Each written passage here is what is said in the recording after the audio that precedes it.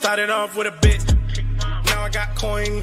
I see where y'all going. Been poppin' since Web 1, hella hoes on Web 2. I was living a dream, now I'm on Web 3. And it is what it seems, topping the pyramid schemes, I'm telling you. I'll sell you a percentage on Nebula. Shout out to Vince, yo, set it up. Surfing on the web and I'm shooting at 3. I've been goated when I got my G. I'm an alien boy from a different planet, yeah. So I got my drink, I'm riding in the 1920s Model T Ford. Call her Era Lord. Call me Levi, playing on the keys, boy. And I'm about to put my gloves on. If I said it, then I meant that. Yeah, I like that one, I'm about to get that. Crash that whip for the drumsticks, whiplash. I'm about to get them all. Are you with that? In a white boat, surrounded by blue. I want one, but I got a cop too. I wanna fly high in the sky, arms out wide, trying to soar from a bird's eye view. I'm on fire, Ricky, Bobby, cracking the pavement, Whitney, Bobby. I'm a Saki bomb, Hiroshima, Nagasaki. Bruce Wayne been a dog, and I keep it 101, cause I'm feeling kinda spotty. You sipping on some rock, and I'm sipping on octane. The only thing around my neck is the blockchain. Now I got coin. I see where y'all going. Been poppin' since Web 1, hella hoes on Web 2. I was living a dream, now I'm on Web 3. And it is what it seems, topping the pyramid schemes, I'm telling you. I'll sell you a percentage on Nebula. Shout out to Vince, yo, set it up. NFT, Twitter, blockchain. Seeing with the ghosts and we ballin' like the Brown James. Crypto. We can make a trade, get the memo. The feels not falling for the FOMO. Listening to coffee with Captain. You know we worldwide, they local. I ain't never gonna stop rapping. Orlando, yeah, we working magic. We rocking Ethereum entities. I just went and caught me a half base. Man, I got a shout out Started to off with a bit, now I got coin. I see where y'all going. Been poppin' since Web 1, hella hoes on Web 2. I was living a dream, now I'm on Web 3. And it is what it seems, topping the pyramid schemes, I'm telling you. I'll sell you a percentage on Nebula. Shout out to Vince, yo, set it up. Freaking the mood to choose one, but they got knowledge to move, son. I'm shocking in shades with my brother in shoes. Yeah, them blues is coming. Even though it's hard to pick, eeny, mighty, mo, soda on the mix, no biting lips, it's time to go. Index number 1, no thumbs up, you gotta scroll. Looking at the ghost in studio, it's time to go. Had a helmet on by myself until I met a mask that wanted to have a face off. Had to bring my chainsaw, full tank of gas in the drive with my brakes off. I'm A1, but a different kind of steak sauce. Welcome to Coffee with Captain, powered by ApeCoin, where we dive into all things crypto, NFTs, Web3, and cutting-edge technology. Remember, nothing here is financial advice. Early-stage tech can be exceptionally volatile and risky. So grab your coffee and join Cap and Steve for today's conversation. Welcome to the future. Welcome to Coffee with Captain. You hear me okay? I got some. Usually I can hear myself and I can't today. So yeah, you sound good. We're gonna roll. Oh, I see what it is. Never mind. Hit a wrong button. We're back. It's weird when you're used to hearing yourself and then you can't hear yourself. I know I'm talking, but it was like, yeah, I don't know. Anyways, GM everyone, welcome to Coffee with Captain. I'm gonna reset and do this again. Thanks for joining us. If you haven't already done so, give us a GM in the chat down below. Head up top, smash that like, repost, and bookmark on today's space. We greatly appreciate it. Warms up the algo. Let's everyone know we're here for show 900 this morning. We're also live over in the abstract chat, as well as YouTube. Shout out to Big Bear, RDL, and the gang over there. We're live on X on Spaces here, as well as Steve's account. The video feed is live. Appreciate all those GMs and all the support for 900 shows. You all are legends. We wouldn't be here without you. So big celebrating the show 900 with each and every one of you today. We greatly appreciate all of you. But as always, never need financial advice on the show. Crypto's risky, meme coins exceptionally risky, NFTs risky. They all can go to zero to moments notice. Please don't put any money in. You can't afford to lose. Know that Steve and I are not financial advisors, and we like the little tokens we'll talk about from time to time here in the show. So just join us for some fun, some information, and education along the way. We've got an AI with Bunchu coming up. We also have a special guest joining us here shortly for a quick TLDR on a mint today, and then we'll bring him back Monday for a deeper interview. But GM Steve, how you doing, sir? GM, doing well. Actually, I tested out, because Payne had talked about my audio. I tested out the stand mic this morning. I was trying it out. I can't get around it. I'm uncomfortable. It's in the way of my keyboard. I can't make it work. I need to figure out if I can have it stand at the side maybe and just turn the gain up or something. Somebody was saying. I'm not sure, but yeah, I know what the issue again you're trying to avoid when you look at your phone so that you don't lose the mic.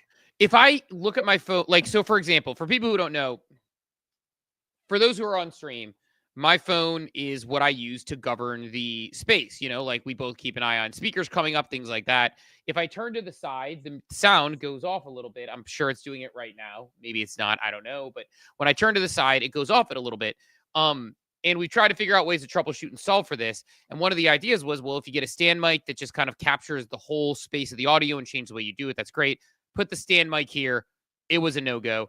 I can't really do a side mic because of how my space is, right? Like you can kind of have yours off to the side. I have a lot more space here. Like you can see, it's like to my elbow to get all the way to the side here. So I don't know. Still troubleshooting the sound, but I think it'll work. And I kind of like having the stick come in because it's I get a lot of comments from people being like, "Ooh, professional podcaster," because like it looks pretty good. So yeah. I think the correct answer, we just need to get you a soundboard. Because I use the same exact mic. I shouldn't say same exact. Mine is blue, but it's the same Shure M7 mic. Yep. And I don't have any issue. I can talk over here, and you probably still hear me, I'm guessing. Yeah. I need to get a soundboard, period. That's something I've been talking about for quite some time.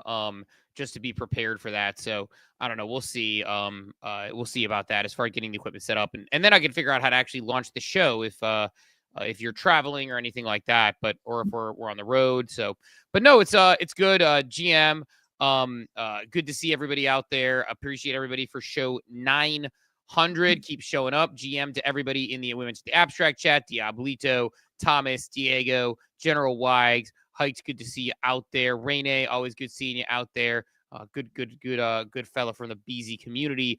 Drew, good seeing you out there in the chat as well. Peanut, GM, Joey Vowles, Mel, Dobbins, Clay, again, General Wags, Aspiring Nobody Across All Things, Dwayne, Arkinvest, always out there. Odeka, Mr. O, all of our good friends, Green Edge, Dort, Kazi, Das Scrub, all the friends, Brick It All out there this morning. Appreciate y'all showing up. Cap, kind of like a cold open-ish material. I'm gonna pin to the top my poll. Actually, I'll let you get your good one first because mine's actually NFT related. But I have this poll when I started doing the math on the numbers of where apes and pudgies are, and was kind of surprised at the breakup. What do you mean? The price? Yeah. So like you could get. So I tossed a poll this morning. I'll just kind of show it to you real quick, which will give away some early results. But yeah. It's one Bored Ape Yacht Club. I'm not, and I know like we love the clubs. So we have to answer. I actually have a better off the answer, which is the first one here on the reply. It is one Bored Ape Yacht Club or one Pudgy and two Lil Pudgies and 0.6 ETH. So those two things are the sort of two options. It's a pretty even poll. I agree with X20. That's the answer. If you're going to make the move, it's get the big and keep a Mac to stay in the club, and you get all the posts. Yeah. We just talked like, if you're not doing anything with your IP, it probably makes sense to downgrade to a mutant. There's no extra benefits for holding an ape right now other than the difference in IP, which hey, it's my identity. I'm not doing anything. I may sell my mutant because I don't do anything with it. It just sits there and kind of same thing. However, I said this before, I'm going to double down on it. I'm getting closer and closer to the point. I will be shocked if there is not some sort of activation that is a liquidity event in some form for Codas, apes, and mutants, maybe more. But other side is a month away, maybe less than a month away. They said June. It could be June 1st. It could be 2 weeks away for persistent other side. Garga's on record that he's doing something for utility for Codas. And I don't think there's going to be a liquidity event for Codas and not be anything for apes and mutants. So I do think there's probably something on the come. I don't know what it is. It may not be, a profitable flip or a profitable liquidity event, but I do think something's coming there. And what I would hate to see is you flip out, you pick up a Pudgy and two Littles, abstract TGE flops. I'm not saying that's going to happen, but it's in the range of outcomes. And I am absolutely expecting a pullback in Pudgies and Littles post TGE.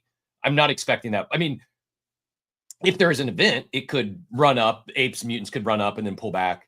But I'm expecting they may eat, but then I do not. If they do, I don't expect. I expected the floor to drop.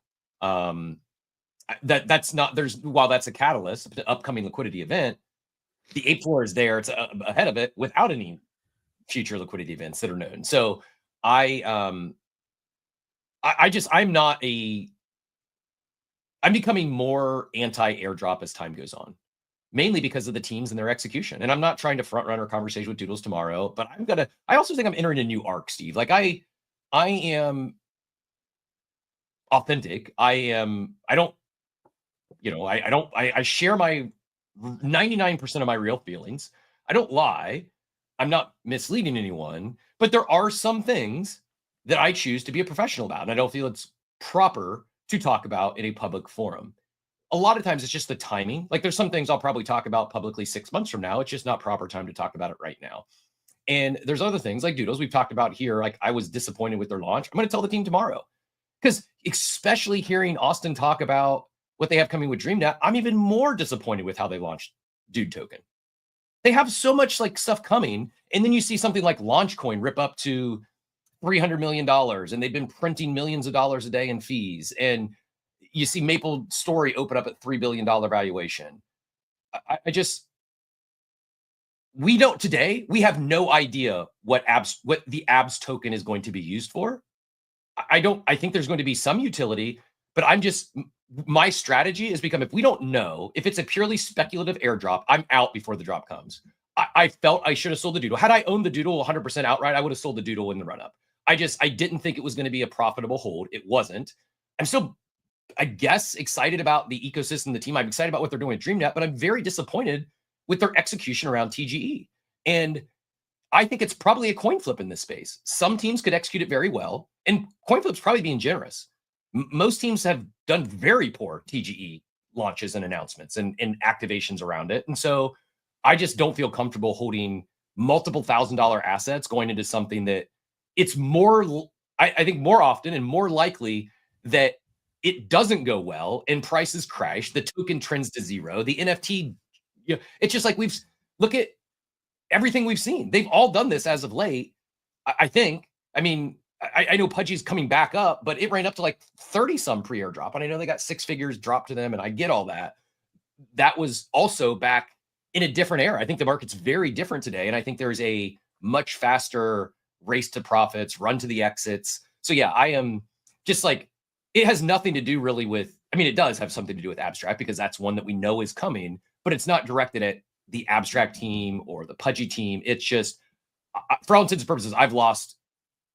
Airdrops are not something I'm bullish on tied to an NFT project. I want to run the other direction, not try to acquire those assets, because unless it's a protocol like Kaido or where we know they have a product. I was talking about this on Modern Market this morning in the comments. I didn't explain it well, but how drastically TGEs and airdrops have shifted. Like they said, oh, it used to be you just got tokens dropped in your wallet. Yeah, but the people who got tokens dropped in their wallet often is because they were using said platform because they wanted to use the product. I think like ENS. ENS was one of the first big airdrops that I missed, but I was around for. And it wasn't, you didn't have to go and connect your Twitter and your Discord and jump through a million hoops and tweet about it. All you had to do was use their product. And if you were an early user, an early supporter, you got rewarded. And we went from airdrops being a loyalty reward program to now they're this carrot to create FOMO and drive speculation. And it's just like, I think we went backwards, not forwards as it relates to airdrops. And this isn't directed at Pudgy or Abstract or Doodles. The ones I participated in, they've all went very poorly. And so like, maybe it's PTSD, maybe it's a me problem, but I'm pretty much out on chasing any upcoming airdrops that I don't know what the hell the token is going to be used for. I have almost zero interest in chasing something like that, where I feel most of them are using these dusty old playbooks of announcements. I'm not interested in that game anymore. Tell me what you're building. What am I going to use the token for? If it's cool, if there's a business case, a use case there, I'll be one of your biggest supporters. I'll be a brand ambassador. I'll do everything you want. But if it's just like, oh, we're going to change the game. This is going to be the greatest thing since sliced bread. Like, I'm out on that stuff now. Yeah, I don't know. I think like there's a couple things there. I think the latter part about like, what are we going to do with the token may or may not be important for things like Abstract, where it's like, it's important for the price. It's important for things down the line. It's important for like what their comps are on governance and all the other things that they're doing. Right. So I agree on that. But I think I would argue what Abstract is doing right now is exactly, like your point about like a loyalty reward. It's like, use the platform. Like the people who are getting less points, I talked to some people who are talking about getting low points in abstract. And they're like, yeah, I don't really use a lot of stuff there. And it's like, well, there's your answer.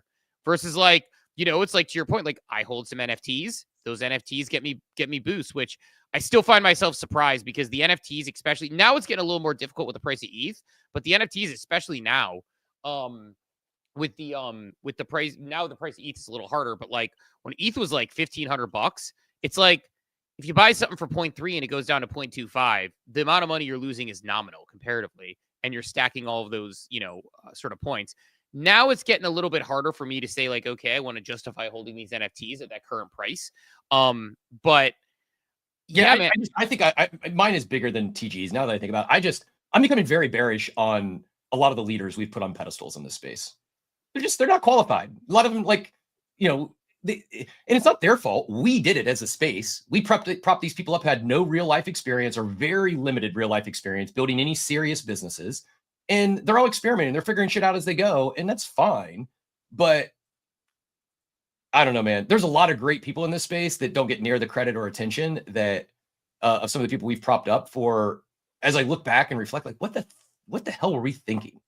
And it's just, we just get caught up in the hype, in the people who were great attention marketers. And I don't know, man. I was hopeful the industry would mature a little bit, and it feels. I honestly, I feel like we've went, for as much as the tech has moved forward culturally, I feel we've moved backwards in the last 4 years. Well, like this is what I was excited to bring my friends in this space. There's no way in hell I'm talking to any of my friends about anything in this space right now except for Bitcoin. Well, that's sad. That makes me sad. This is something that I've been pretty adamant about with, like, and again, I was talking about this yesterday. Actually, Salamander had me on her show. It was good talking to her a little bit. I'll keep an eye for when that's coming out, but really great chat. We were going to go like 20 minutes. We ended up going 45. And I still truly believe that the over financialization of everything is at the core of this. And it was like, because I think where we lose the plot sometimes is everyone's like, everybody here is a grifter and they're all trying. It's like, no, I think what's happening here is we have a lot of people who are, came in with good intentions, good products, etc. And the markets say, nope, we need to, the markets say like, nope, you need to like build it. And I use Pixel Vault as the example where it's like, it's like Pixel Vault's like sitting here saying, oh, like we're going to fractionalize punks, right? That's a cool thing. And in years from now, if we're fractionalizing, Van Goghs, we can say, hey, CryptoPunks did that early on. They built some tech for it, especially the way they use tokens for it is a really innovative, interesting idea. Next thing you know, they had a $100 million raise, 30,000 planets, burn stake, put this here, game theory this, game theory that. And it's like, what happened to that with as far as like the innovation standpoint? NBA Top Shot. Like people like laugh, like NBA Top Shot is a innovative idea to turn collectibles into digitals because the cardboard market is, there are things that are unverified. You don't know your exact serial number. Things have to be graded. They have to be perfected. Well, they turn that market on its head. But when a bunch of crypto non-basketball fans come in and are trying to like find their way to like make theories on Lou Dort moments, then it's not going to be the same. And I think that's the direction we've gone. And I feel like we're still trying to come out of that. I think I'm more optimistic than you in the sense that, again, I'll use abstract as an example right now with what we're on. I feel like when I'm using abstract, I play Gigaverse, occasionally race some roaches, I scratch some gotcha cards, I visit Myriad and do some prediction markets without having to use actual money, which I know isn't going to do me very much in an airdrop, but like I get to do the points predictions. Like it's real apps that are fun. Yeah, and the way they're doing it, great. I love the way they're doing it. It's a much pure loyalty reward program as opposed to a farm. However, why not share what the token will be used for? I believe it's because they don't know yet, or they don't have a good use, and they're trying to figure this shit out. And they've got till fourth quarter to figure it out. And this is me being skeptical of the space at large. It's the PTSD that I've gotten here because too many times, oh, this is going to be the greatest thing ever. And they don't even have a fucking plan. And we know this for a fact now with some of these. I'm not going to go back and name names again that we've already talked about, but if you've been around, you know who one person I'm referencing. It's just, and these are people who are trusted people in the business world that we also put on pedestals, and they did grift. They didn't know what the hell they were doing. They lied to us. They misled us. And it's created this, I just don't trust any of these founders anymore that I like how Abstract's doing it. I don't think they know what they're going to do with the token yet. That's concerning. If they knew, why not tell us? Why not say, oh, this is going to be a governance token, or this is going to be like, I just don't understand why. I guess like, do they unless need, you don't know what you're going to do with it? And then I get it. Do they need to know like if it's a governance token or it's like a ecosystem token, like those have different types of values and different types of reasonings that they hold up value, then they almost track stock a lot of times, like based on like the value of the chain. And so I guess like that becomes my question is like, is that a is it sort of like, is that just what we're looking at here with a abstract token? I don't know. I guess like abstract token doesn't bother me as much as like, because I think like abstract token and do token, for example, are two very different things. They are. Like, and so I'm a little less concerned about abstract, whether it's right, wrong, or indifferent, than I am about sort of like do token, where I'm not concerned about do token. I actually think they're going to put together some really cool things for it. It's just something where it's like, oh, okay, like that's a whole different, and Diablito says it, I'm over the whole mystery of the space as well. It's like, I think like there's this like really strong separation. Diablito and me are the only two that is just like, I'm not even frustrated. I'm sick of it. Like it is so played out. It's so old. It's making me question is, do I even want to continue to be here? Like it's so just, I'm done with it. Like I don't want to know, oh, this is going to be the greatest thing ever in 6 months. Just wait. Like I'm so done with that. I want to support real businesses. I want to support real builders. Tell me what you're building and I'll make a decision whether to support you or not. And I may not support you, but I'll still talk about you in a positive way because I at least understand what you're attempting to do. It may not be for me, but at least I get it. It's feeling more and more that it's just, we're just going to play the game of hot potato and secrecy and hype and speculation and just extract as much as we can. See, I think like everyone, I hate using blanket statements. I know there's really good intention founders in this space. I'm just saying, generally speaking, where I'm at and how I feel today, I was excited to introduce my friends to Top Shot. I was excited to talk about my friends to Zed, about Zed. You know what they did? They all came in and they used the product. They liked it. I am embarrassed to introduce most of my friends to anything in this space, including Abstract, including ApeChain. These are two platforms I use that I like, but it's kind of like, what would you like? Serious question. What product would you go share with a real life friend to tell them to use on Abstract or ApeChain today?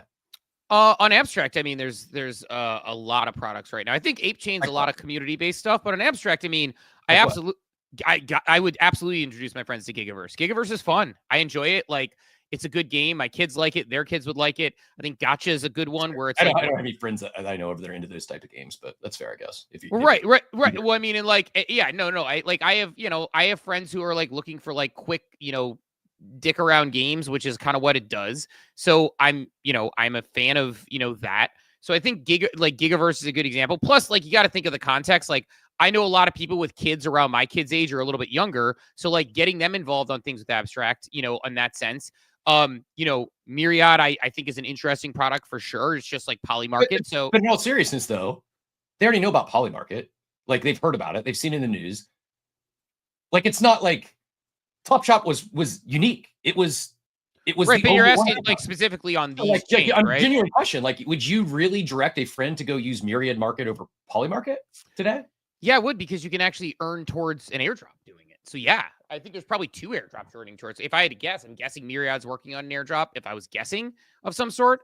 And I'm guessing that Diego says Myriad launch TGE is under the radar on Kaido. So there you go. So it's like, if it's on Kaido, I would absolutely introduce my friends to that.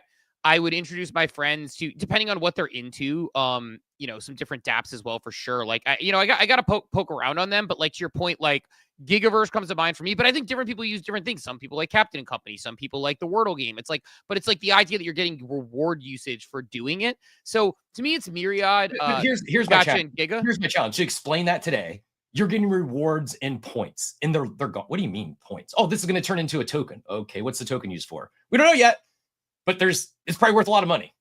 That's a turnoff to most of my friends. They're out on the over hyper financialized speculation of this. But that's not how I would do it. So that's I guess the difference is like, I would say something to the effect of like, okay, so here's a game. It's kind of fun. Give it a try. By the way, in playing this game, which you can play completely for free, just by using it, eventually you're going to get these points. Like, oh, where are the points from? I'm like, well, the more you get, you're going to end up getting money in about 6 months just for doing this. But just play the game and see how it goes, and then make that decision.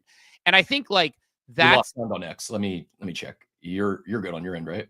I can hear everything. Yeah. Looks good on my end. Did everyone lose us on X or just Odeka? Yeah, if people can hear us on X, let us know. Give us 100 or something. Oh, you know what? My mic got muted somehow. I did what you did yesterday, Steve. You jinxed it. Yep. We're back now. We're back.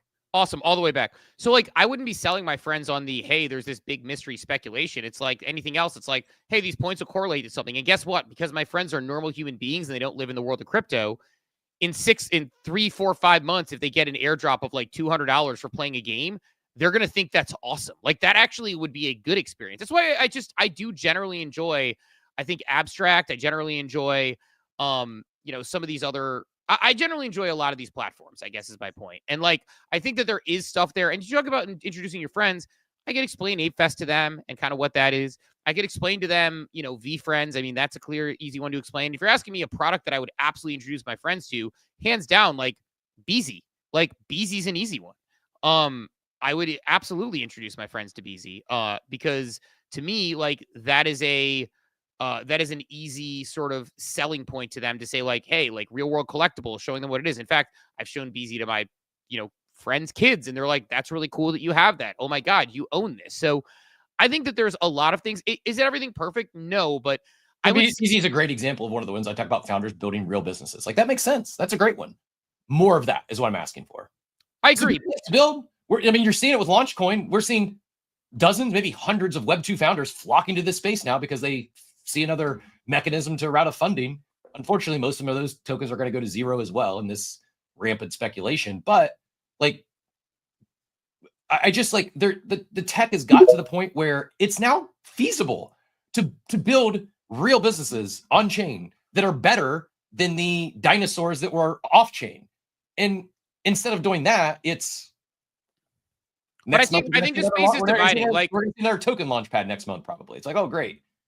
I think it matters. And obviously we try to do a good job of this on the show, talking about builders. We work with Beezy, but like, I think what gardens you water matter. Right. And I think that, like you kind of have that choice of saying, okay, today I'm going to, spend time talking about Beezy. Today I'm going to spend time talking. And also like where you spend your time. Like, I really feel like we're having, this is just, people may disagree with this one. I feel like we're hitting this like mass separation of the space right now, where there are still sort of the gambling Goblin Town people, which I love being part of. Like, I'm not knocking that. Like, that's part of the world. But I think there are actual people who are building real shit. People building shit on Base. People building shit on Abstract. People who are talking about at least building shit on ApeChain. I know that they're talking to some cool stuff. There's some companies I'm working with who are building like real applicable shit. And so like, I think like there is a world where you can choose to spend your time on those things, or you can choose to spend your time on these things. We choose to do both, obviously, because we like ourselves a good gamble and we like being in those worlds. I do think that like, there is a choice of like where you spend your time, energy, and money and what you end up promoting. And I think, so I agree with like the principle of those people still exist. And some of the people that we propped up who maybe weren't doing great stuff. I also think that there are people building things like Beezy, and the choice to say, hey, I'm going to talk about Beezy. I'm going to play around with Beezy. I'm going to create content around or like some of these chains coming out, like Somnia wants to be a chain that's going to reach more people. Mega ETH is a super fast chain that is trying to do developments with actual like dev houses. You can explore and talk about those ecosystems all day. And so I think that there's opportunity in all of those. And so I would just, that's the one thing I would submit is like spending more time in there is probably relatively valuable comparatively is what I would say. So that I'll put it that way. Quick question. Rare Ed says minting with Ape on ApeChain is a thing. Why not for Abstract? My understanding is they've already come out and said it's not going to be a native token of Abstract. I do not know the answer to that. I mean, I guess it doesn't have to be a gas token. You could still mint with it, but personal opinion, I would love to see utilization on OpenSea on who uses any sort of tokens other than ETH now. Like, you could buy on OpenSea with Ape for years, and I bet it's like less than 1% of the transactions. I don't think that's a driver of being able to use a different currency when we already have ETH. But noted, yeah, I guess they could mint NFT collections in abstract. Sure. So I think it's a solution without a problem. Like, sure, you could do that. It's just, you can also do it with stable coins. You could also do it with ETH. Like, it's not solving any problem. It's not necessary. It's like a fake use of a coin that no one really uses. It's like kind of like, I guess, table stakes. Oh yeah, you can go, you could go use anime on BZ today. I'm betting probably not a lot of people are doing that. I think using these NFT tokens as currency it's okay. It's fine, but it's not, I don't think it's like it's not a need. It's not a real, yes, it's a use of the token, but it's not necessary. It's not solving anything. You know what's interesting though, and I'm not saying this specific to abstract, but I do think that it's going to change, that people are going to be doing that more and more with things they have in their wallet, because I mean, you talked about it when you minted something on like AVAX or something, where you were like, oh, I just minted this on AVAX. That's pretty cool. Like you were like kind of like stoked on it, like with it minting something with Ape on AVAX. Cross-chain makes a lot more sense to me than like what was just asked or described. Like, if it's a native token, sure. But if it's not a native token, I don't need it for anything, but it's an option for me to use. I'm probably not spending tokens that I'm making a financial bet on. Like if I have a non-major token, I'm probably holding it because I expect number to go up. And I don't like spending. Like, for instance, when I was holding a lot of ApeCoin back in the early run-up, like I bought that first merch drop with Ape when Ape was like, I don't know, $15, and I immediately went, and if I spent $200 over Ape, I bought $200 of Ape with USD because I was in the middle of a trade, and I don't like spending tokens when I'm in the middle of a trade that I think still has room to the upside on. Yeah, I think more things though, but like to use the example we're talking about here. So let's say you get airdropped a bunch of abstract, you can swap it for cash, or if you're getting abstract on regular rewards cadences, you also could just use it the same exact way we just described.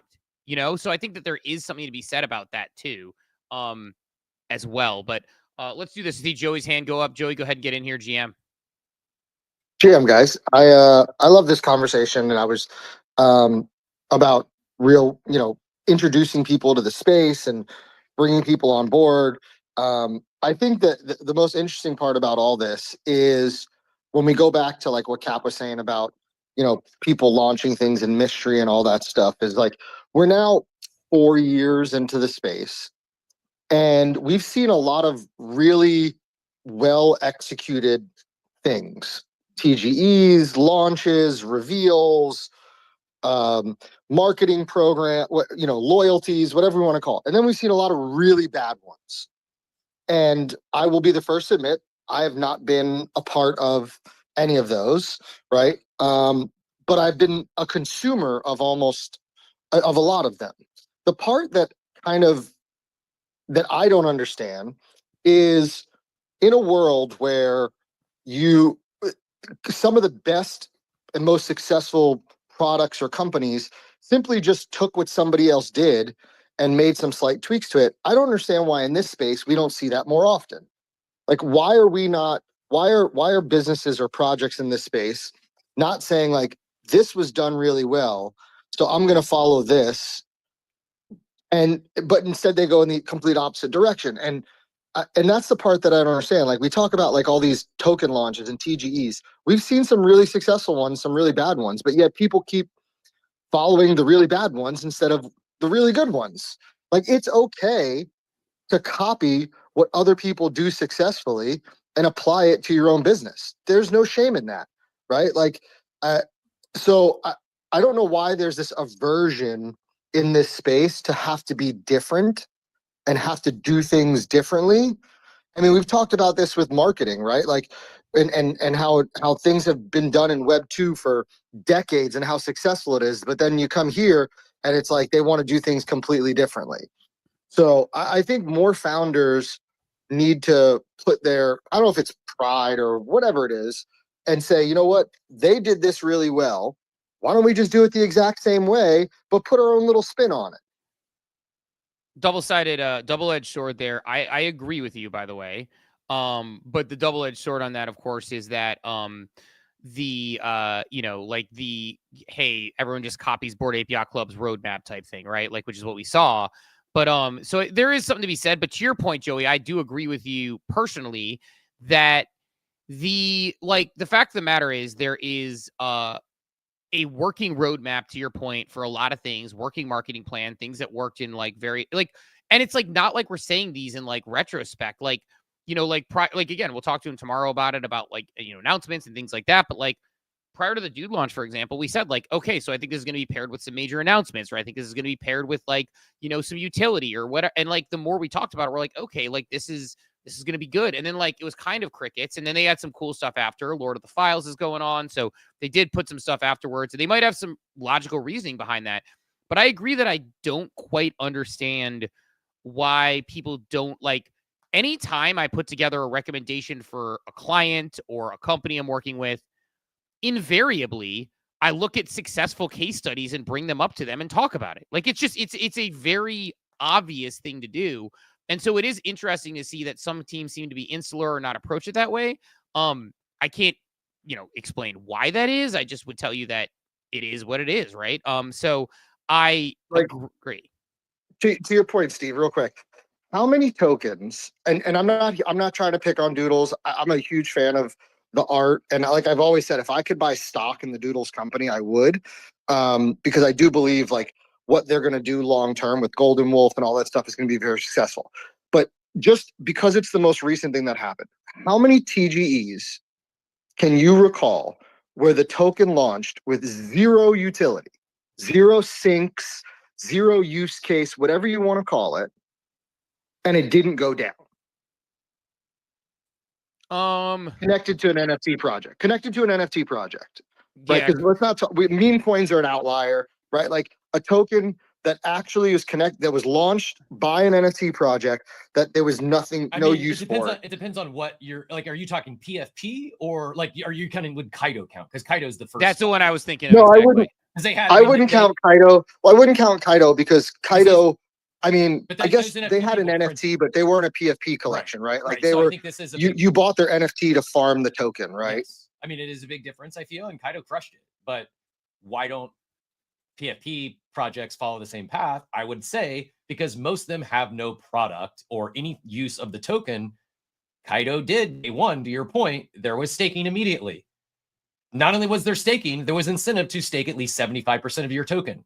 A lot of people sold their token. Guess what I did? I sold 25% of my token and staked 75% of my token. Why? Because it was an option. It's really that freaking simple. That's kind of my point, right? Is if you're gonna, and I'm not saying that DreamNet, I feel like DreamNet could be the biggest thing in the world, right? I feel like and dude could then shoot up to the moon because of its connection with DreamNet. But if it takes 6 months to a year for DreamNet to launch and actually be viable, or longer, right?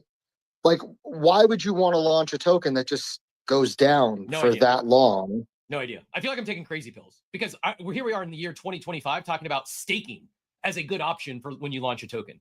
It's the most 101 table stakes. It's not a good option. It's not, but it's better than nothing. And it allows you to extend your Ponzi. It allows you to it buys you more time to build or ship whatever you're going to ship. So if you don't have something ready to launch, turn on staking and say, wait for 6 months. Do the same thing you're saying, but give some use for the token. In the case of Doodles, they had a use. They just didn't talk about it with this Lord of the Files, which is, I did it. It wasn't because I heard someone on the team talk about it. I found it. It's I'll stop ranting and venting. But even with Pengu though, you didn't even have to stake Pengu. You just had to hold it, right? They had the 88,000. What was it? It was 88,000, 888,000, and then 8,800,000. They announced that pretty. What was it, within a month? So maybe less. If not staking, something like that. Give some tiers. They also launched at a time too when meme coins were cooking, so they didn't necessarily have the same barrier and called it a meme but coin. It still went down. Even that one went down, right? Yeah, it went up at first though. It didn't go down in a straight line. So it wouldn't be fair to say it went down in a straight line because it didn't. But no, I think the staking is a great example where when you talk about the Doodles thing, Like I do not think staking is a good solution or a good example. It's like 101 level. If you're going to do a TGE and nothing else, turn on staking. It'll buy you time. Like, even if you have no idea of what that staking may lead to, it buys you a few more months to finish building whatever you're working on. Like, it's just, someone mentioned Magic Eden did staking. And I guess people who staked ended up doing well. That was when I was not interested in staking, but it's like, to Joey's earlier point, we've seen some things that work. We've seen a lot of things that don't work. I'm not saying staking is a great answer, but it's something. And I just feel very strongly you should not launch a token if you don't have a use for it, especially on a meme coin. So I disagree that staking is not a great example. I think the way you do staking matters, but like, I think, and we'll get to Ben here in a second, but like, I think staking matters. I think staking can be done well. And I think the Doodles team, when they showed their allocations for the people who went into space, it was a pretty clear indicator that you could literally say the message, like, look what we did for Space Doodles, stake and you'll be rewarded in DreamNet. I mean, it's pretty like, it's a given that could be something that you could do. So I do think that matter. I do think it could have been something as an example that they could have done. And I think that, the staking of like you said, Magic Eden, like, it wasn't much, but day one, I know people who staked Magic Eden day one who are friends of mine who, like, some of them regretted it, but they did it because they felt like it was a possibility. People who staked Kaido day one. So I think there's a lot of people who, you can use that as a mechanism that works, in my opinion. But Benjamin, go ahead and get in. I just don't understand why they don't tie the token launch. And again, I've never done this before. I'm not an expert. I'm just a consumer. As a consumer, I don't understand why the token launch isn't tied to something that makes you want to hold the token. That's the part that confuses me the most, that I think we've all said how many times on Spaces and Discords and on X, like, what am I doing with this token besides selling it? I 100% agree. I agree with Achilles in the chat. Says exactly my point. And everyone knows how much Achilles loves Azuki. He was betting on that post-anime, they would directly turn on staking, especially with the collector profile already live. Like, this isn't, nothing we're talking about is like revolutionary or never been done before. It's just one of the things you can do that seems to work.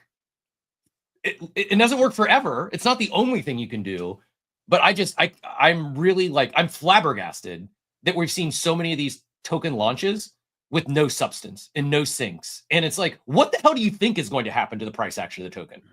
The only thing people can do with it is sell. They're going to sell the token. Sorry, Benjamin, get in here. And then we do have a special guest before we bring up Bunchu. We got an AI Bunchu segment here coming up, and our special guest will be a perfect segue into that. Little foreshadowing. But Benjamin, always a pleasure. GM, sir, what brought you up today? Hey. I mean, I'm gonna rant just like you, but I'm gonna just say it, I guess, a little bit differently. Although I think Joey kind of did conclude really well there. Ultimately, this is about like alignment of intention, and even staking, which I'm not convinced about at all, is another method of farming. And we saw like the great farm of Blast 2024 last year, right? Where the whole fucking space, it seems, excuse my language, kind of, decided to jump on all kinds of apps to, push money backwards and forwards to farm gold that would eventually turn into a token. And then when that went live, you could then stake an amount of that token and wait for another 6 months for the next bit to go. And all the while, you're not actually encouraging or inviting anyone to do something that they enjoy doing. And I feel like there are, I don't know, like, I think it's maybe like, I'm going to say a ratio of like 10-1 of people in the space versus things to do that are actually genuinely engaging and like fun. And I think the biggest problem we have at the moment is that farming is still considered, like point farming, like airdrop farming is still considered like a good solid option for a team who are trying to build out a product. And potentially also the release of a token and the release of an airdrop is an important factor in their investor conversations, because if they don't do that, then there's no initial release of liquidity, and therefore their product's dead in the water. Like, it's alignment of intention. Why are you here? What are you here to do? If you're a consumer, go consume shit that's cool, that you love. If you're a builder, build a product that consumers will want to engage with because it's cool and they love it. And if you're an investor, like, maybe think about the pressure you're putting people under to deliver the wrong things, as opposed to believing in a project and a team and putting them under no pressure and actually encouraging them to build the right thing. And I think exactly what Joey just said, if I could buy stock in Doodles right now, I would. Like, everything that they've got lined up screams success. But launching a token when nobody needed a fucking token, and nobody goes to Doodles every day to go play a thing, and nobody's about to do that, and nobody's really even in the business of farming or creating content around, like, you know, credit to Ovi and OSF. I was going to go the exact same route. At least he's got like a great product and it's delicious, that people are able to buy, which able to earn them stuff, and then it's got a really cool way of being able to engage an audience who want to co-create content around his brand. There you go. Like, and still, that still fell away in terms of price, and good for him. He's like having another go, and it feels like it's going back in the right direction. And long term, really, the business is set to succeed, and it doesn't really matter about the value of that token. But I feel like I've gone around the houses a little bit. What I'm trying to say is, like, intention is the most important thing in this space, and people's intention is just so misaligned. It's crazy. I agree. I love this take, and I want to ask you another question, and I promise we'll get you here in a second, Clutch. I feel, hearing you talk through that, is it crazy that I feel intentions from investor to founders to participants, collectors, were more aligned in 2021 than they are in 2025, with exceptions? Like, I think Rect is a great example of alignment. And Ovi's not getting near enough credit for, if you're not familiar, it started with a few failed NFT projects that led to a free mint, which was Rect Guy, which led to I have equity in this brand. So you talk about wanting to be a Doodle shareholder. I'm a shareholder of this brand, a real business being built in Web3 because I supported a founder who I liked in the space. Like, why can't we do more of that? I would be ecstatic. Completely agree. Ecstatic. I see Pons is up in the audience as well, and he's doing a similar thing. It's like we've seen Pons do it, we've seen Ovi do it, we saw the Truth Labs do it. Why not more of that? You want to get people excited? Do more of that. I would be ecstatic. And these people like Pons and Ovi, no one talks about them. We spend all of our time talking about these useless tokens that people drop with no utility. They're going to zero. Why? Because there's a chance that I might get rich off of it.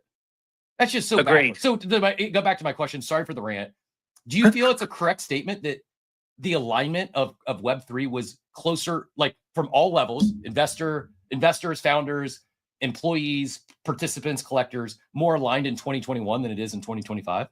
100%. Alignment was significantly better. Like, intention was significantly more aligned, but execution was a million fucking miles away. And you only got like 2 or 3 people that were even capable of doing what they set out to in, you know, and the cookie cutter roadmap bullshit marketing thing that happened around like the PFP craze of 21 and 22 spoiled a lot of that. But like, in terms of perception, like as an investor or a consumer, like the alignment of coming in and being like, okay, I love this IP. I love the fact that a group of people could come together, have shared ownership of it, support the founder behind it, and carry that IP forward.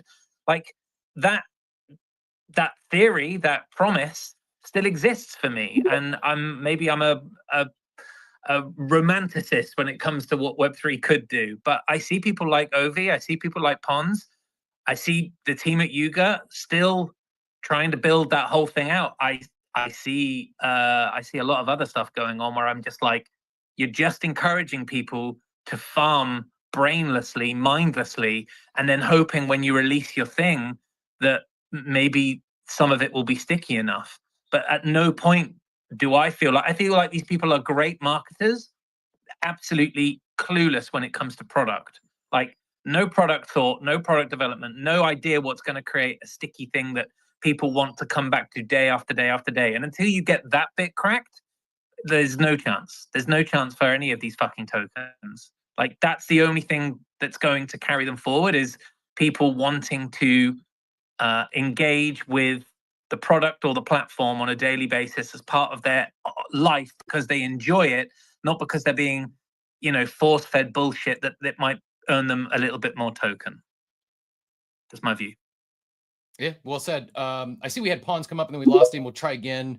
Joey, we'll get you in here after Pawns and then Clutch, I promise. Really appreciate your patience. I kind of want to get a proper Pawns interview at some point. I've been thinking about this for a while where it's like, obviously we can talk all things Plague and everything Pawns is working on. It was great meeting Pawns in Paris, by the way. But I think I would love to just have like Pawns' perspective on the space because he does and I mean this affectionately, his old man yell at cloud is like all time. So I love it.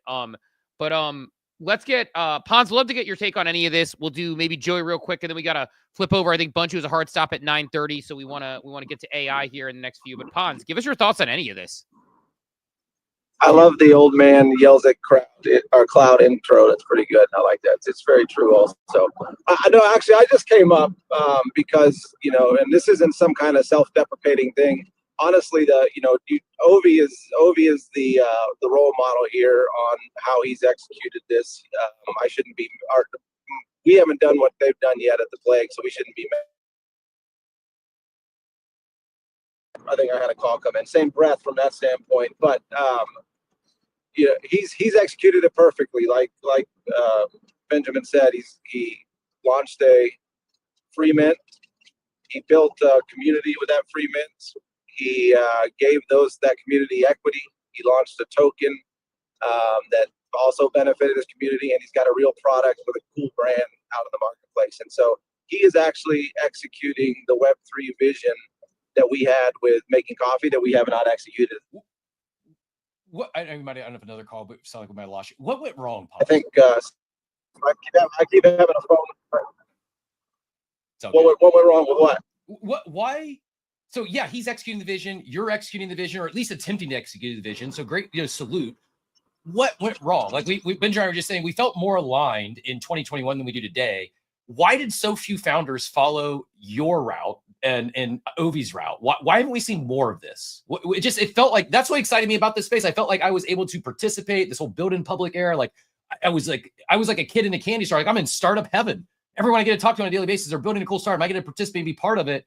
And maybe I'm not expecting it, but maybe someday there's an equity reward or there's something down the road. Why have so few other brands in this space followed the path that I'll speak for myself? I'm a huge fan of how you're building it, how Ovi's building it. Why aren't we seeing more of this? Why are we seeing so many more useless tokens?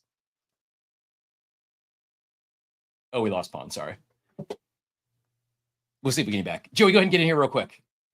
Pawn's welcome. Yeah, someone made a comment earlier about anime. The anime token. It got me thinking. Our friend CEO from Friends Chocolates actually gave anime use case before Azuki gave anime use case, and that's not a shot at Azuki and the anime token. It's just an example of how you could partner with your community. He allowed people to buy Friends Chocolates with anime token literally within 24 hours of the anime token launching. There are ways for you to give use case for your token if you reach out to your community. I don't know how many people, I'd be curious. I would love to ask him how many people actually used anime to buy Friends Chocolates. But I just thought that was a great example when that other individual mentioned the anime token. Yeah, good, great call out. Shout out to Seo and Friends and all they're doing there. Another real business that I'm excited to support. You know what? If Seo launched an NFT collection or a token, I'd buy it. If Seo did what Ovi's doing or Pawn System to do, I'm in.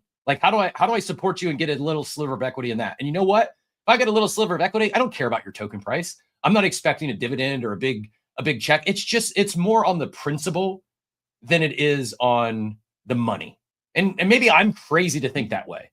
But talk about alignment. If I'm a shareholder, I'm aligned with what you're building. I don't have to be a shareholder. I don't have to do whatever redemption or claim or whatever it would be to get that. But it seems so obvious. And I do believe, I think instead of more people heading that route, Steve, I think this stuff like Launchcoin, I think we're heading the wrong direction. I think a lot of these Web2 founders that are founding Launchcoin, if you're not familiar, Launchcoin was founded by a serial entrepreneur in Web2. It's had a ton of success. They've printed like $100 million of revenue. So people are mad at Pump Fund for extracting 600 million over a year. They've extracted 100 million in like less than a month. Unfortunately, it's attracting a lot of Silicon Valley, a lot of startup investors, a lot of startup founders are coming into the space. But unfortunately, I think most of them are going to leave as quickly as they come in because their token is going to run up to 20, 50 million. And the next week it's going to be 10 million and they're going to have death threats in their inbox. It's just, why do we continue to do this? It doesn't work. It's not sustainable.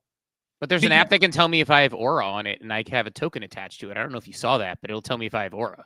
It's like I honestly feel like maybe this is just the most mid-curve take I've ever had here, but I feel like we've went it's fine. If you want to trade in the trenches, you want to put your left curve brain on, fine.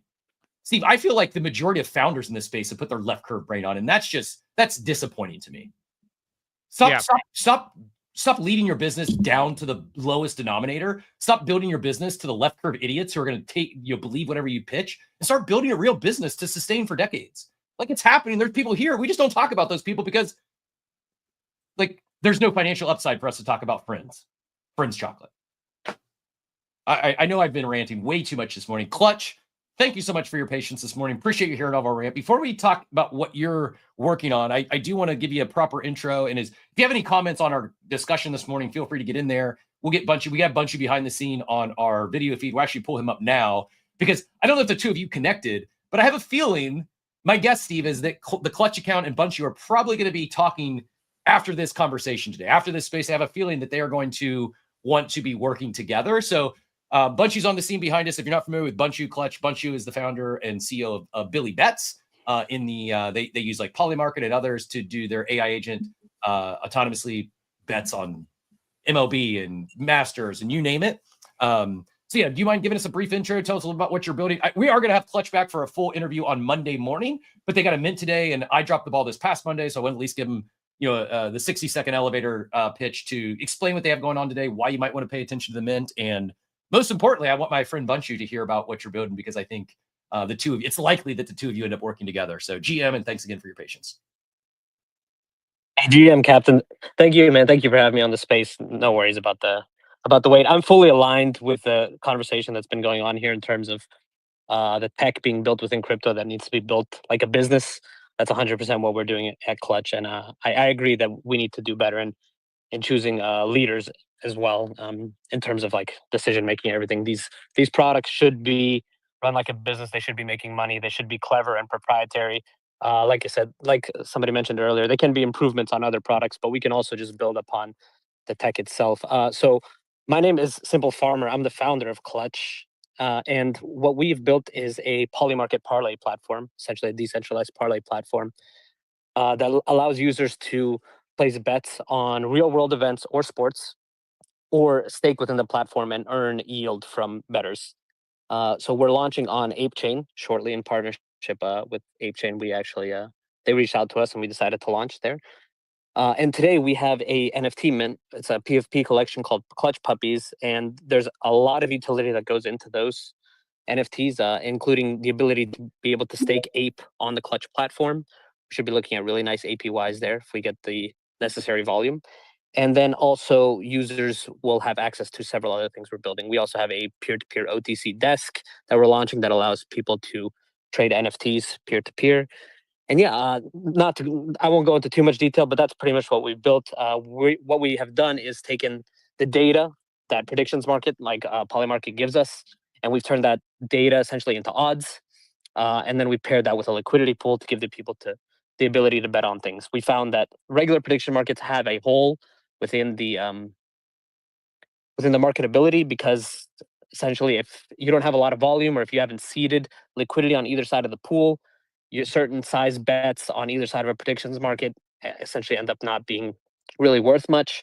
So what we've done is instead look at that as odds and paired it with a liquidity pool that supports all bets across the platform.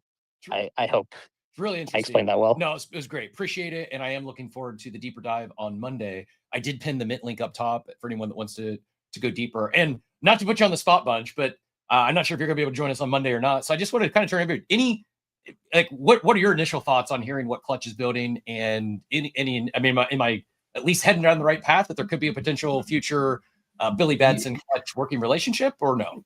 You'd be shocked to find out that Clutch and I have already, or Simple Farmer and I have already spoken. So we've already connected in the DMs on Discord, and so definitely big fan of what they're doing with Clutch. I could definitely see Billy tapping into this at some point here in the future as well. I just think, in general, the concept is awesome. And I believe that, the sports bet is going to head this way, both regulated in the US and just kind of overseas. The prediction market / open kind of peer-to-peer exchange avenue is the best experience for the user, full stop, right? Like the idea that there can be a 1 point spread or maybe even a half a point spread on a sporting event compared to what these big sports books are doing now, which is holding 5-6%, puts you at such a wild disadvantage. So any of these new innovative platforms that create better experience for the user, I think is the way this whole market is going to go eventually. So super supportive of what they're building with Clutch. I think it's an awesome idea. And him and I have actually spoken already. Awesome. Well, I guess I shouldn't be surprised. I'm a little surprised, but I'm not. Clutch, go ahead and get back in here, and then we will bob and weave. We'll get Pawns back in here who we lost, and then we will dive into AI with Bunch. Good, Clutch. Yeah, just real quick, a big shout out to the Billy Betts team. I love what they're doing. I think they're one of the most successful and best examples of leveraging AI within crypto. I think they're doing it right, and they showed that not everything is like a grift. They're actually building clever stuff with AI. A lot of people were calling things DeFi, but they weren't actually doing much with it. So huge shout out to them. I'm a big fan. And in regards to the peer-to-peer OTC desk, the thing that we thought about a little deeper, and this came from my experience trading options on Arbitrum, is that we actually made Clutch into a parlay into an NFT generator. So when people generate or create a bet on the Clutch Market platform, it actually generates an NFT receipt that corresponds with their bet. So they can actually move their bet from wallet to wallet. So what that gives us the ability to do on the OTC desk is give the users the ability to sell their bet before it expires. Like pretty much if they only have one leg remaining, they can sell their bet to another user in a decentralized manner for potentially half of what they could potentially win. And that's another use case for a peer-to-peer OTC desk. We're going to continue building, and we're really excited about everything on ApeChain. Thanks so much, Captain, for having me on. I look forward to diving into this more deeply on Monday. And yeah, NFT mint is at 2:00 Eastern time today on Magic Eden. Likewise, thanks so much for joining us on the short notice. And hey, Cap, just a quick point on that. Like that last piece on being able to sell your ticket early on a parlay or something like that. I'm not sure if you're familiar, but there's a platform called PropSwap. Have you ever heard of PropSwap? I think I've heard of it, but I've never used it or went down the path. So there's a couple of these. It's called PropSwap. There's another one, I forget what it's called. But recently, like literally a couple of weeks ago, they had this big, huge controversy about somebody who, and this is obviously a Web2 kind of peer-to-peer platform where they basically allow you to kind of like sell your Web2 sports books, like parlay tickets or things like that before, or like a futures, right? So say you bet, the Chiefs for the Super Bowl today, and you want to sell it when the playoffs start because you've got an equity on it, you could sell it to somebody else. But it's very there's a lot of trust involved. There's a lot of, there's not like this record that you could have with this on-chain piece of it. And so what happened a couple of weeks ago is the platform sold a ticket to somebody else for the Eagles Super Bowl future. It was worth like $40,000. And because the user who initially sold it didn't realize that there was that the book they betted on had this, like the tax withholdings already, like they would hold the tax from the winnings. There was this gap in what the person who bought it thought they were getting back and what they were actually going to pay out. And it became this whole big thing. The seller wasn't going to pay it. The platform came out and basically said, you're shit out of luck because it's in our terms of service. And basically like there was this huge uproar in the like gambling community about who's liable for like that extra piece, and became this whole thing with prop swap. And quite honestly, like their stance was like, we're not going to pay it. And I think it is like going to ruin their business. And so something like this, where it's on chain, the transactions are provable, recorded, all of that stuff actually fills, a novel gap in the market too. I apologize. I gotta address a comment in the chat real quick, just to be clear. I mean, we can disclaimer all we want when we open the show, like never financial advice. Don't put any money you can afford to lose. Crypto is risky. NFTs are risky. Meme coins are risky. Sports gambling is risky. Yes. I want to acknowledge Barreled Forever, who says anyone trying to endorse or entice you to sports gamble in any way or form is not your friend. And I said, so my counter, but it's okay to encourage people to gamble on meme coins, ? Kind of half joking. So they get it. You stand over your bags.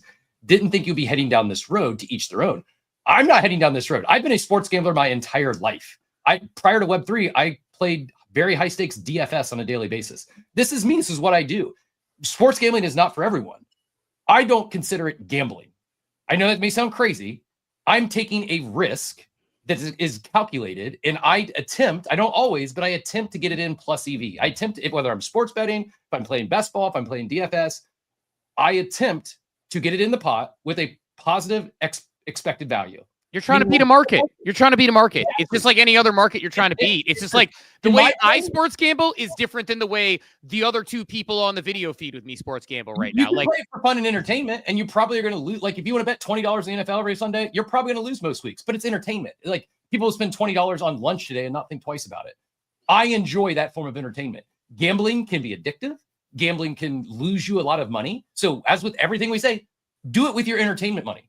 Don't never bet your mortgage on a sports game or futures or parlays. It is risky, as with a lot of things we do in this space. But this isn't promoting risky gambling.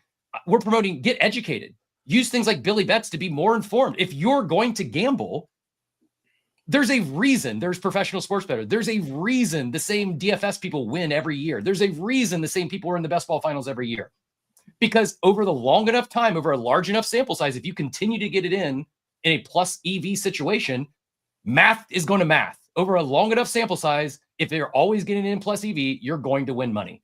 You have to get in there knowing that there's swings. It's extremely volatile. You might lose 100 times in a row before you win a big one.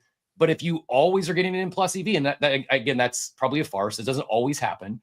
But we have so many tools, so many resources, so much data available to us today that you actually have the ability to do that. With most types of gambling, you can have an edge. You can trade the market, not the game. And I think that's part of what we're trying to do, is educate people who are doing this, is to help you get a little more better at it. So it's not for everyone. I'm not trying to encourage anyone. If sports aren't your thing, don't sports gamble. Go play something else that interests you. But if it is your thing, do it smart. Get it in plus EV instead of negative EV. Why do I continue to fire best ball? Because half the people I'm drafting against they're not as good as me. They're negative EV because they might get lucky and my first round draft pick gets injured and they win. Sure, that will happen. But I can almost guarantee you that I will have a better advance rate than an average casual because I've done my homework. I have more information and knowledge than most people. Just like Bunchu has more information and knowledge than most people that are sports betting. Sorry, I'll end my rant. I don't want anyone to think that we're shilling gambling or this is something new. I am a gambler. This is who I am. I'm an honest, authentic person. I am a degenerate gambler. Go watch the Gainsey video. There's been times in my life I could have walked away from the board and I didn't because I enjoy this stuff. I enjoy having a sweat on a game. I'd rather have a sweat and lose than not have a sweat on a game. That's how I get. I'm wired incorrectly. My brain is broken. I need a sweat to enjoy a sporting event, and I'm okay with that. I embrace that, but it's not okay for most people. Sorry. Yeah, I also think though that Steve's point that it is a market, just like the stock market, just like the meme coin market. And I would even go as far as saying it's much easier to potentially find yourself an edge in a sports market because it is so inefficient than even a meme coin market where you do not have all the information. You are at a wild disadvantage if you and if you think otherwise, you're like on the Dunning-Kruger curve, right? There are things going on that you don't know about. Trust me. And so I think the other thing though is that person's also really correct in saying that the incentives in the traditional like sports book market as we know it, the DraftKings, the FanDuels, your big sports books, the incentives are totally not in favor of the user. And so it's a bad way to do the thing because they are enticing you. They're throwing you down $30 million advertising budget on sports betting is entertainment. Sports betting is entertainment. And then they pick your pocket when you come in the door on a 10-leg parlay card that they have up there, which is totally mispriced. And you as a user don't know the difference because you don't understand the market. You don't understand the probability pricing of it all. And so what like we're building or what Clutch is building or what these prediction markets are, what these exchanges are, they actually really do tip the scales in the favor of the user in terms of what the traditional incentive structure is, right? So like I totally understand the sentiment, right? It's like, but it's not changing the fact that people gamble, whether it's the stock market on Robinhood, whether it's the meme coin trenches, whether it's NFT mints, or whether it's sports.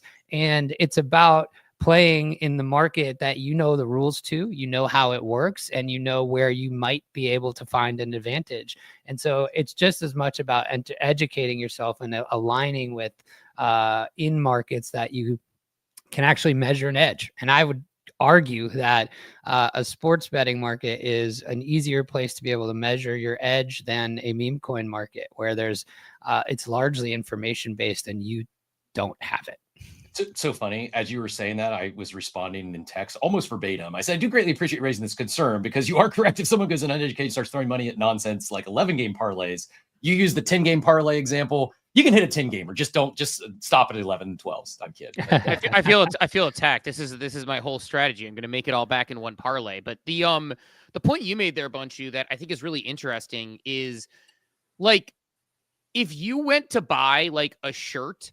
And I don't even know what a good analogy is. I'm trying to find like a good analogy for the fact that like you get odds that are like plus. Here's the analogy. I always talk about I talk about the way I sports bet is like if I were walking through a CVS and only buying things with the wrong price tag, right? So it is your t-shirt analogy, right? It's like you go into 3 stores, the exact same t-shirt. You don't know, but it's priced in different currencies. You're shopping without Rakuten. Yeah, right. And the different currencies are the odds that you, to be honest, most people just don't understand, right? And so if I have 3 t-shirts and they're all priced in different ways, they're the exact same t-shirt, why would you not pick the lowest price t-shirt, right? And the problem is most people don't even know how big of a difference price 1 versus price 2 versus price 3 is. It's so much more clear when you're looking at like a crypto chart, right? In terms of like, hey, I know this is the price at here and I know this is the price here. But when people look at odds, they're not presented in a way that's easy for people to understand. Whereas poly market or these prediction markets they're priced in probability. So the market is out of 100. So when you see a 10-cent line on poly market for a game, well, that means that the implied probability of that event happening is 10% according to the market. And so that's a much easier way to understand than a plus 900, right? Like nobody knows what the hell that means in terms of how likely the event is to hit, right? All you know is, oh, that's a long shot, right? So yeah, I think it's mostly an education thing, but it's a market just like anything else. It's an inefficient market. It's able to be beat if you pay attention, know what you're doing, and educate yourself. And I mean, it's no different than anything we do here in crypto every day. And I don't want to feel like this is an attack at Barreled Forever or anyone who no, it's worth talking about because they're right. Like you have to not only know like the data and the information, but you have to know yourself. And if you're an addict, if you have an addictive personality and you're not good with money and you're not good with bankroll management, you probably shouldn't sports gamble. Like it has wrecked people. And unfortunately, the sportsbooks nowadays, they pry on these sorts of people. The sportsbooks are making most money on the losers. They limit the winners. Like it is a I don't even know how to describe the industry, but you if you know yourself and that you are not good at those sort of things, then avoid it. And it's not something you should explore because you could get wrecked. And it's just like, I can't stress enough, proper bankroll management, never put any money in you can't afford to lose. Let's say you have $1,000 that you want to sports gamble on for the year. Okay, that's less than $100 a month. Don't put 1,000 on your first day and bust, and then you're re-upping, you're putting $1,000 in every month. Like, bankroll management means over the course of a month, the course of a year, the course of your lifetime, like, separate your buckets. And if you go bust and you run out of your disposable income, you have to call quits. And if you're not able to do that, get help. Call 1-800-GAMBLER. Like, just you have to be aware that I had a college friend who, back in college, like when we were broke college kids, he ran up $100,000 of credit card debt gambling. At the time, I thought, oh my God, his life's over.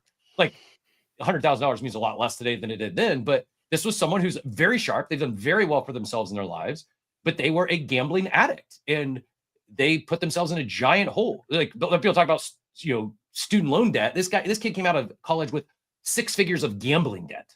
Like, that can happen. And for as much as we talk about using tools and good information, it also is important to remind people that this isn't for everyone, not just gambling, meme coins, trading. Like, it can be a slippery slope and can be very dangerous for certain individuals who might be wired that way.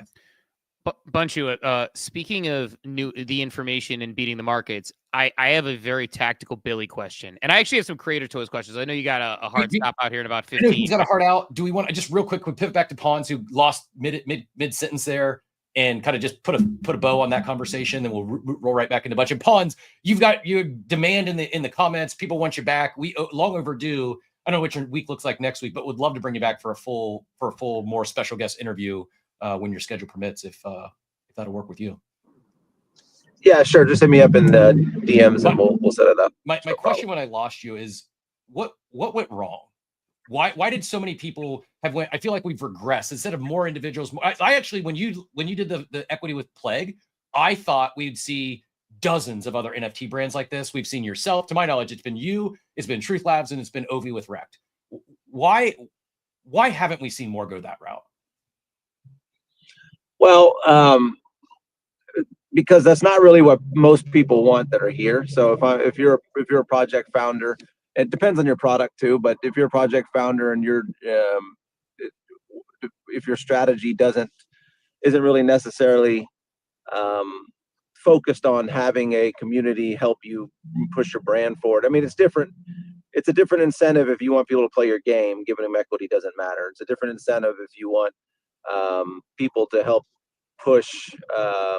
Trying to think of another example, but I think it's just incentives. So first of all, it's a pain in the ass. I mean, to do it the way that we've done it is a pain in the ass to do it. But second of all, I don't think really a lot of people. I don't think there's a demand for it. If there was a demand for it, if it was something that people could do that would satisfy holders, I think more people would do it.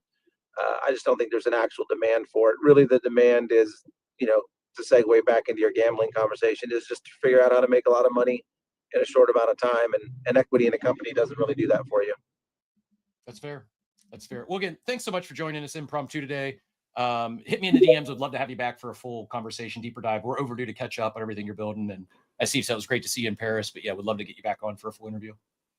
Yeah, fine. That sounds great. Now that you guys are fully endorsing and recommending sports gambling, I'm going to go figure that out so I can do it myself. So have a good morning. Thanks. Yeah. Man. Go ahead and bet the Plague Treasury, and it'll be just fine. And by the way, Cap, I need co-host re-added. For some reason, I got booted from the space, which is fun days. So Joe, I'm curious about this, like, with the Billy stuff. And again, if we have time, I want to talk. If not, I may actually bother you offline about some creator tool stuff. But because I had on my agenda to talk creator tools with Bunchu this week, and I know we've gone down the gambling, which, by the way, love myself a good gambling conversation. But with Billy had picks for the Kentucky Derby and then redid them for the weather. So Billy picked the Kentucky Derby winner, gave you the best odds in the Kentucky Derby winner.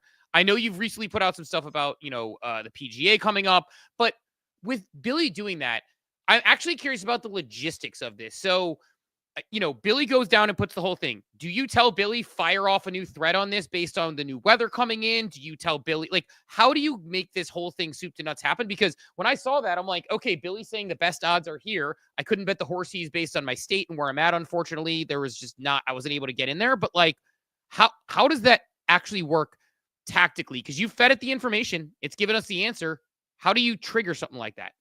Yeah, it's a great question. So I think what's cool about this is we're basically building this for every sport. So if you go to the Billy website, it's billybets.ai, you can see, like, for today, right, in, I don't know, maybe an hour from now, you'll see every MLB game on the schedule today with that level of, like, Billy's research attached to every game. And so we have an agent that does that for MLB, and it's kind of like this multi-agent system. One goes and pulls the schedule, one goes and pulls odds, one starts to structure prompts for weather and pitching matchups and whatever, right? So and all of that kind of goes back up to the main agent, who summarizes it all, makes a prediction, then kind of dumps it into our database, which then goes on to our website, right? So that's kind of the logistics of and the technicals of, like, how it works. You've got this kind of multi-agent framework that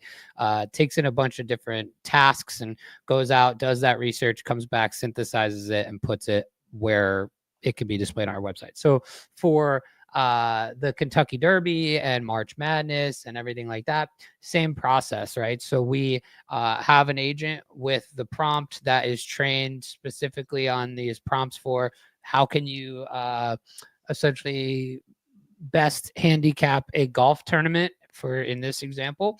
And so it'll go out and do all of this research. And we usually run these things like it's different for MLB because, it's a new thing every day. So you can run it every single day, like clockwork, with the agent, and he does it automatically. For things like the Kentucky Derby, right, we wanted to get something out early on, like, Tuesday.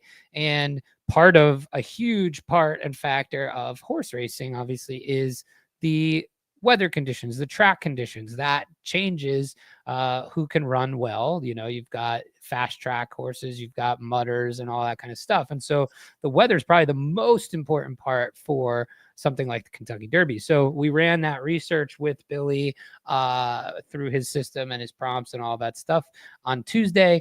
And by Friday, the weather forecast had totally changed. So we had him reevaluate through the same method, but now there were obviously different factors for him to include in terms of the weather and things like that. And what was so cool about that example is everything he picked changed, right? And so, like, he was able to synthesize, hey, it's raining, the track's going to be super muddy, here are the horses I thought would do well, now speed doesn't matter so much, it's more stamina, blah blah blah, this and that. And he picked the right horse to win the Derby, which is just kind of, like, crazy to watch that whole process happen. And now, like, through that research process, we have he's been able to basically put a March Madness champion in there. Champion finalist in there.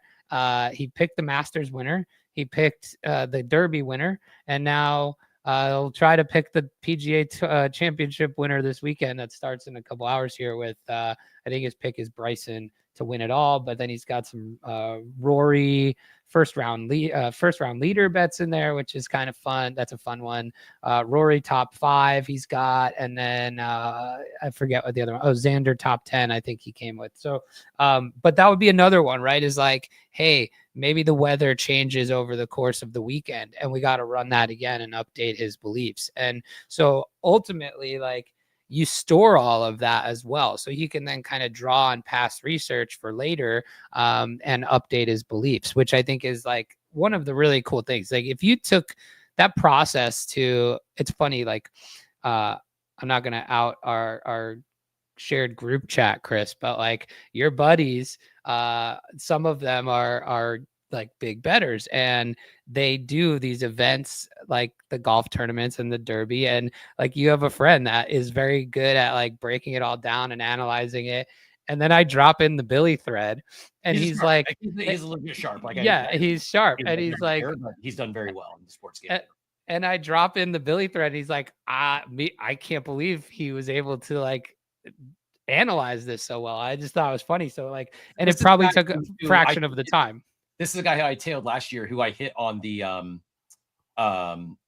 why am I drawing a blank? The trifecta. I hit on the win play show. I hit on all three, or maybe it was even the box. I think I might have hit the first four, something ridiculous. I don't know anything about horse racing. I just tail him, and yeah, one it was not this year, but last year was a great year for me, just tailing this guy.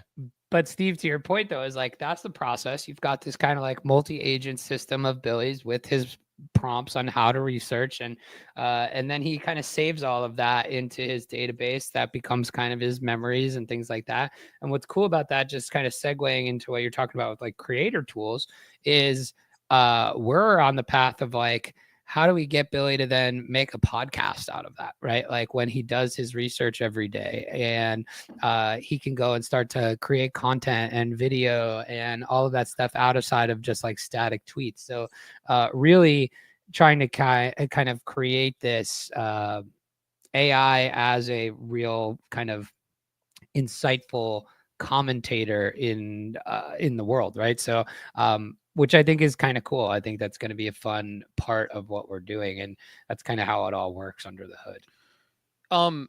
What's Billy going to sound like if Billy has a podcast? Dude, I've been going back and forth with 11 Labs, and I kind of want to let the community vote on his voice and put a bunch of voices out there. But like somebody was like, "Oh, make him sound like Jim Rome," and I thought that was kind of funny. I was thinking like Gilbert Godfrey and like Morgan Freeman, and you have like a different voice every week to be like, "This week I have the Kansas City Royals," you know, like I don't know, James Earl Jones. What I thought was really funny about this was like with 11 Labs, you can prompt a voice. So like you could like say, "Hey, try to create me a voice that does this, this, this," and I'm like sitting there and I'm trying to describe what I feel. It's really hard to describe a voice prompt if you just try to think of it, right? Like, how would you describe my voice? How would you describe your voice? Like, I don't even know. I'm nasally and like, I don't even know. So what I was doing was actually taking people who I thought would be an interesting kind of persona for Billy, like based on his actual personality. And I was like, I went to Claude, because Claude I feel like is still super creative, and I was like, hey, give me a voice, give me a prompt to describe this person's voice, and it gave me this really cool prompt that I would throw into 11 Labs. Smart. Oh my god. And it was so good, dude. They came out so good, and now I was just like, now I have so many options, I don't even know what to choose. But that was a really cool way to do that. Also, Steve, I did something fun with my kid yesterday that I thought you would be interested in. So I'm trying to like, introduce AI to them in a way that's kind of fun, but like they don't even necessarily know what it is, know it's AI or whatever. They just kind of things we do together, and just so they're kind of familiar with the form factor and things, because they're going to grow up with this now their whole lives. And so one of the things we were doing a lot was using it to do bedtime stories, and which is really cool because you can kind of do this interactive back and forth. It's like this choose your own adventure with ChatGPT voice mode. And then I had this idea. I was like, oh, I wonder if I use the video, like the screen share mode, if it can do like a scavenger hunt around his room.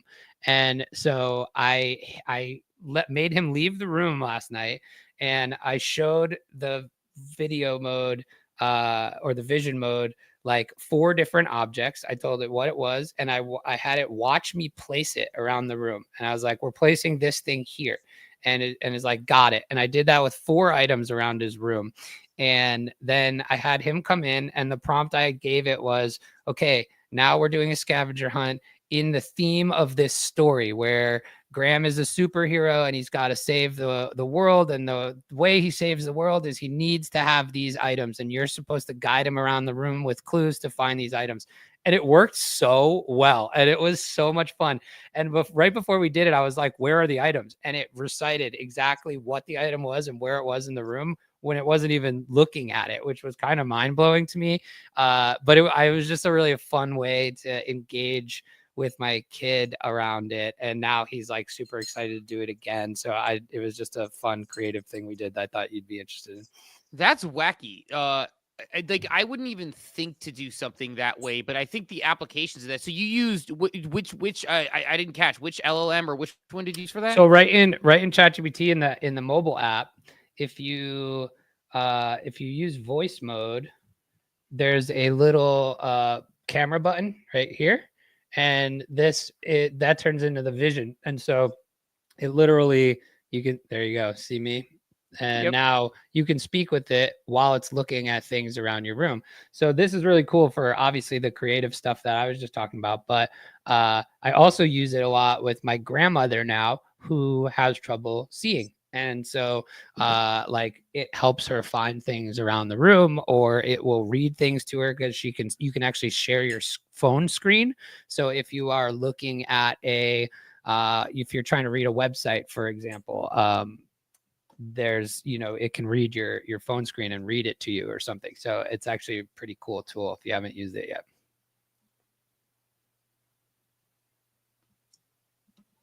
I have not used it, but I don't know if you have it hard out. If you need to run out, we can hold this for next week. But I shared privately my O3 is getting very frustrating this week. It's my first time having like a daily process that I relied on AI for, to where now it's broken and not working. What do you recommend I do? Do I just be more deliberate? It's like, it's going to take me 6 or 7 prompts now to get what I'm looking for, whereas before I would one-shot it on a simple sentence. So it's so crazy that you say this, because I feel like every time we see a new model come out, a couple weeks later, everybody's then talking about how like they must have nerfed it, right? Mm-hmm. And I asked it says, no, that was my mistake, not the model. I'm like, well, you are the effing model. Yeah, right. And so like, but sometimes everybody comes out and says, no, they didn't make any changes. And sometimes I think they're probably full of it, because like the rumor is O3 Pro is coming and it's coming soon. And so, I think there's probably what they're probably actually doing, and the model's probably not getting any worse, but there's probably like, if I were just speculating, there's probably less compute going to those models as they're putting things into like putting power against new releases or testing or things like that. And it could make it potentially perform different. Like there was this whole thing about a couple of months ago about when you say less compute, dumber. real quick, can you clarify that part real quick? I'm sorry. You say when there's less compute, does that mean it's going to be less intelligent because it's fishing less data, it's getting fed less sources? What does that mean for somebody like? It's like it would be akin to like you getting a bad night's sleep. Like, you know what I mean? And it's because it takes a lot of power or they could even do something like change the timeout, right? Where you're actually like, it's got to deliver you a answer faster so it doesn't keep using compute, right? Or you might find it not thinking as long or something like that. And so I don't know, it could be any of those things. They all swear that they don't nerf the models, but I feel like we see this a lot every so often. I wonder if like, did anything in your process change?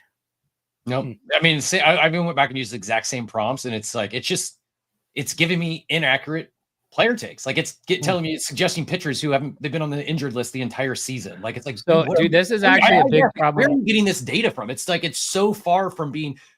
I can tell you why it happens that way, because so we have this problem. It's a huge problem with trying to do things with sports because it's so real time and changes every day.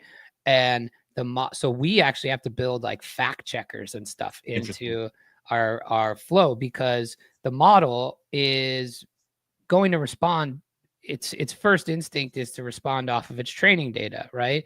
And a lot of these models' training data are old in terms of like, hey, this was trained in 2024. So like I was going back and forth with Billy yesterday doing some testings on some stuff, and we had the same problems. Like, oh yeah, Garrett Cole this, Garrett Cole that. I'm like, bro, Garrett Cole hasn't pitched all year, and it's because it's relying on its like base training data without going to. So it's either not using the tool call, right? Because the thing that makes O3 really awesome is that it goes out and decides when to call tools. And when it calls those tools, then it can go get really accurate, up-to-date data. So it's likely something there is not calling the tools. I'll even link the site, the tool that I'm like, hey, you use this. Here's the projected lineups, the actual lineups, like, because it gave me some excuse like, oh, it's variable, the things change. So the best lineups are like 5. Like, forget that. Just use exactly what's on this website. So RotoWire's Major League Baseball daily lineups today.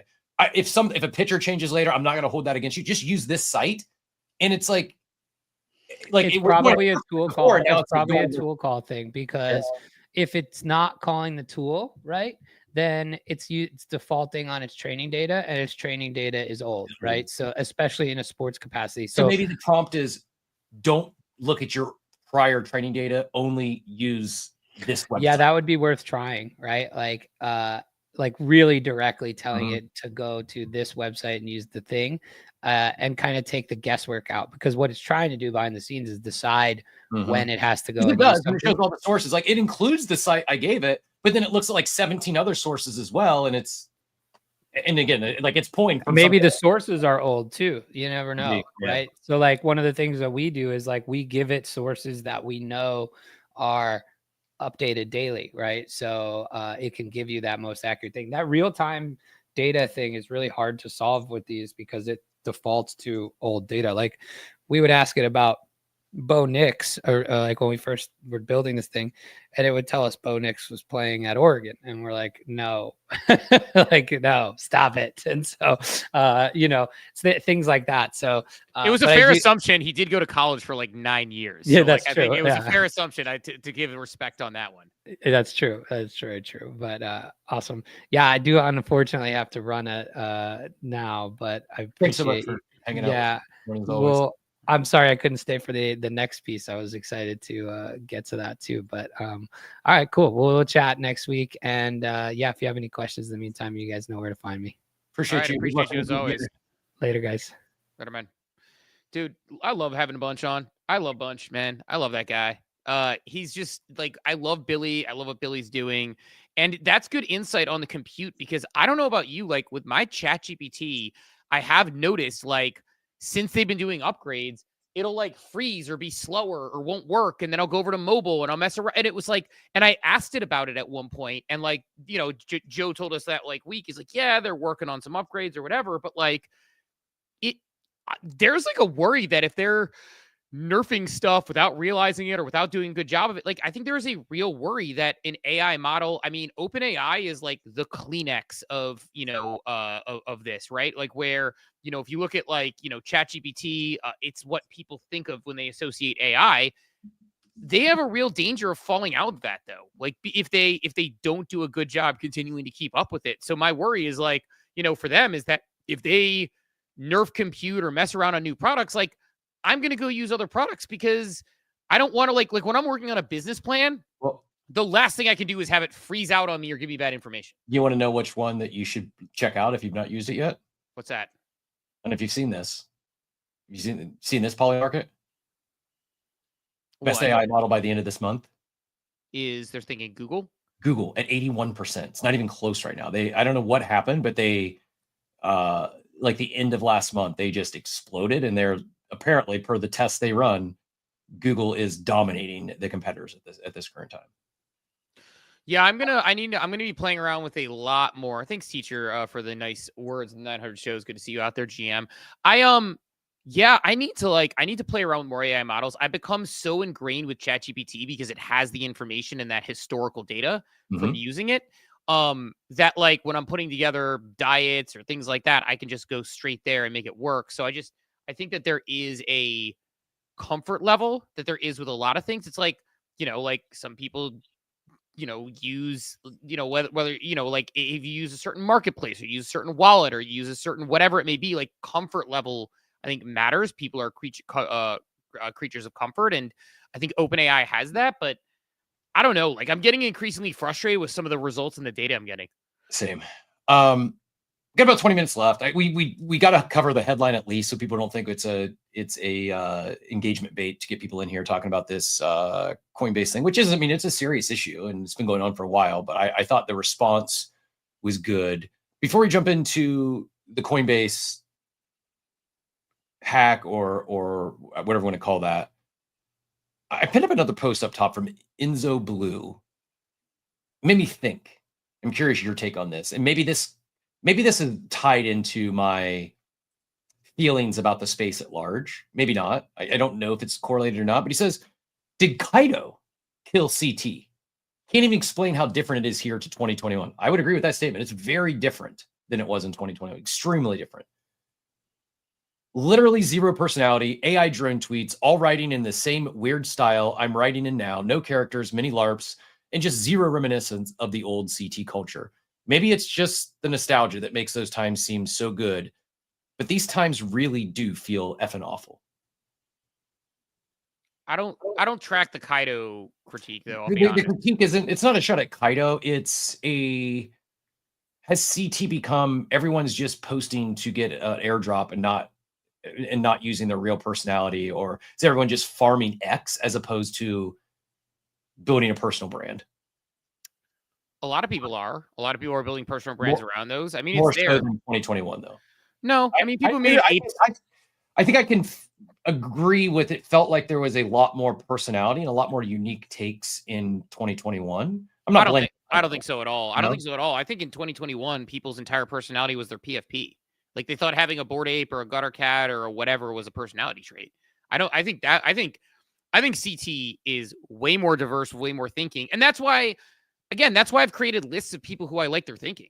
Like, just simply put, like, not that I don't have, not that I don't respect people, everyone's opinions, but like I created lists of like people that I think are thoughtful and give takes that I care about. Because yeah, there are some people who are just farmers, but in 2021, there are people who are just, again, their entire personality was owning an ape or a mutant or a gutter cat or whatever, an alien boy or whatever it was.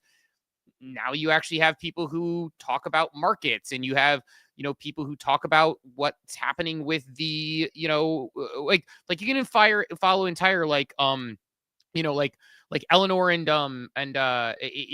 Jacqueline, like, are doing the whole, like, crypto in America thing. And they talk to people about how crypto policy in America. It's like, I just created a list of those people flat out, like, and then I click on that list. And honestly, pretty much I put out tweets, I put out my timeline, and I go to that list, and I keep adding to that list to have more and more people on it. But my timeline is effectively, let me see how many people I have on my list. If I could see on my edit list thing. So I have 69 members, but I'm going to add more. I have 69 people on that list. That is, my timeline is effectively 69 people deep. That's it. And it's just because that's my preferred, like, the algo doesn't do a good job for me. When I go to who I'm following, it doesn't do a good job for me. So I created my own list and I created my own timeline. And like, I find, I got D's on there. I got you on there. Jacqueline posted a video where she's doing talking tokens with VanX Crypto Strategy leader, which gave me a new person to follow. Tyler's on there as I scroll through. Bread's on there. Like, Ariel Givner's on there. Like, these are the people that, like, give me, like, real. Jonah's on there. G Money. Like, I just go to that and I'm fulfilled. And, like, again, I do see other people on the timeline. I do engage with other people, but it is a lot of ICO Beast, who has some hot takes. Whale, Captain Jack, like Gary Vaynerchuk's on there, Alan Carroll, like some people who, like, I'm curious what they're going to say across a variety of things. Decrypt, CoinDesk, like people like that. Elizabeth Olsen for, Ordinal's ecosystem. So to me, like, that's the value for me, is creating a list of people that I'm interested in. And I think X is the platform that I think it's a platform problem. I don't think it's a Kaido problem. I don't think it's a crypto problem. It's why earlier I wasn't saying that I disagree with you, that there's some shitty business being built and some people who are, like, wasting money and time and energy on the wrong things, and people are chasing money.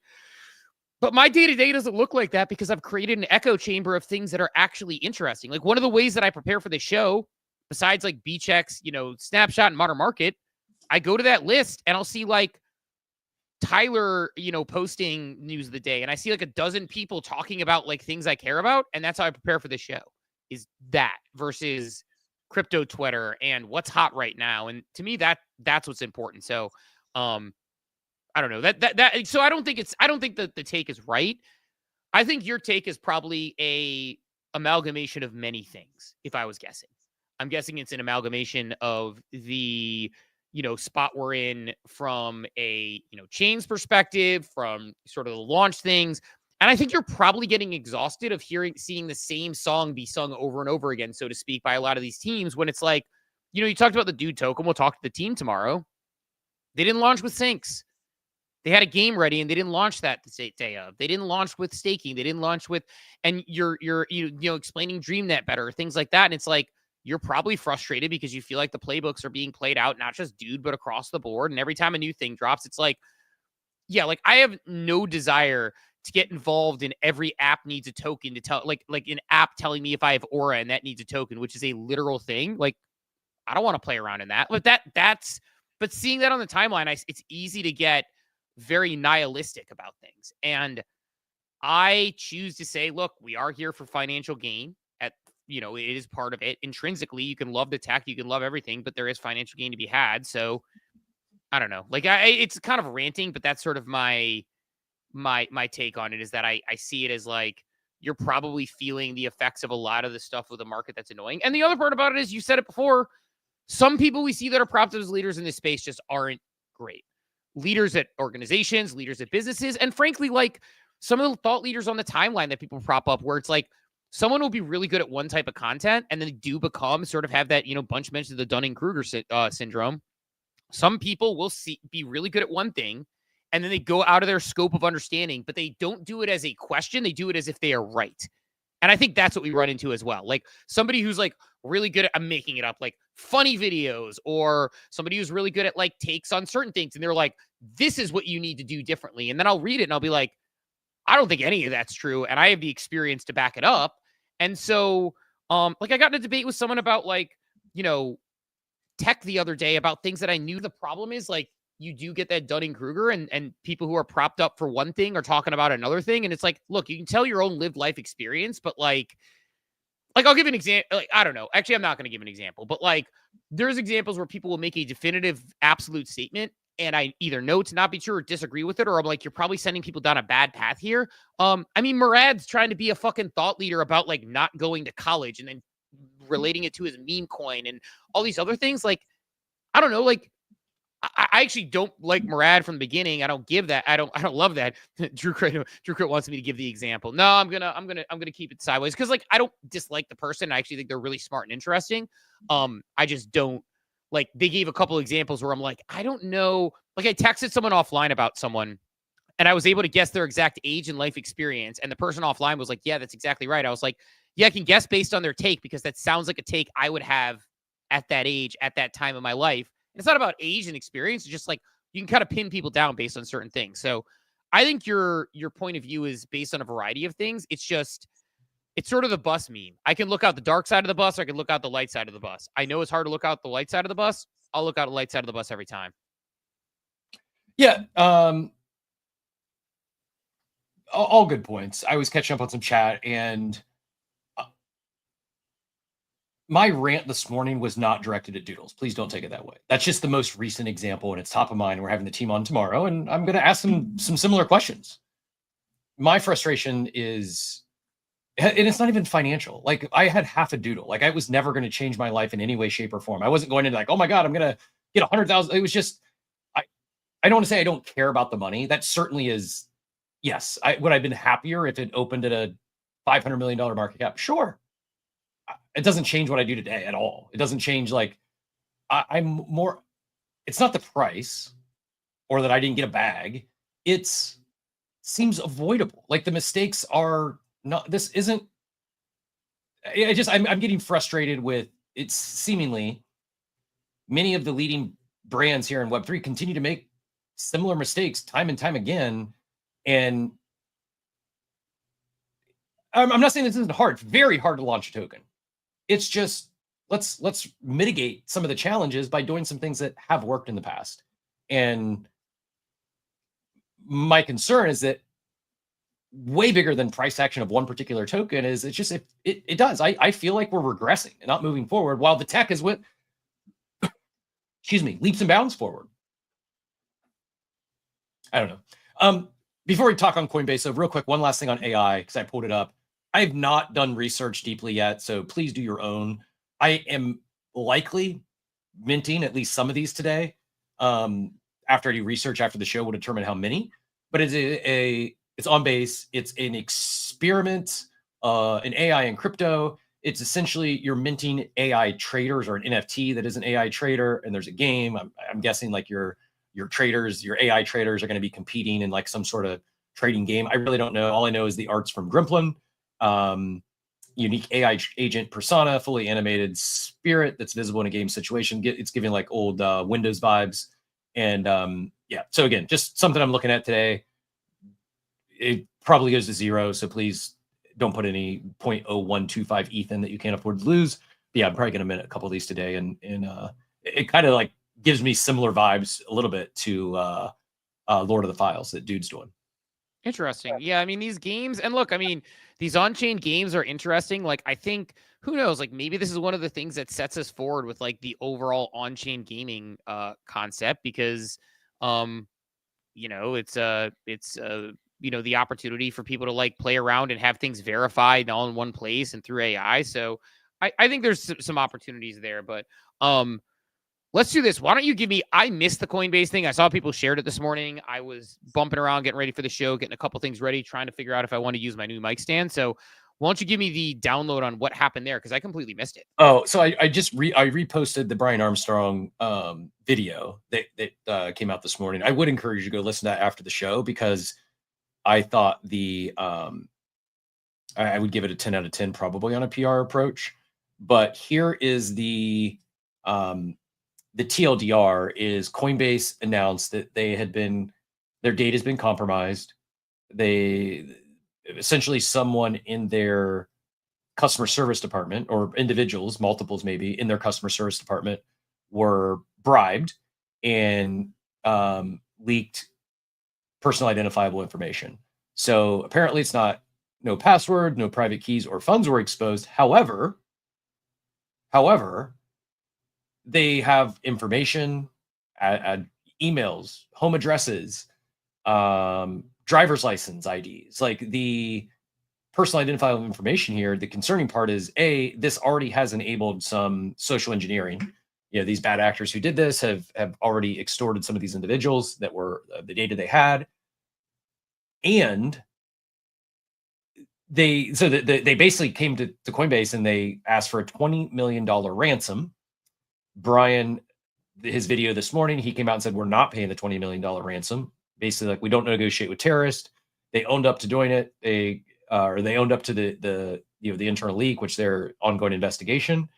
And not only are they not paying the $20 million to the hackers, they put out a $20 million award for any information leading to the arrest and conviction of these hackers. So again, cyber criminals, as you see here on the screen, they bribed and recruited rogue overseas supports agents to pull personal data on less than 1% of Coinbase users. No password, private keys, or funds were exposed. Prime accounts were untouched.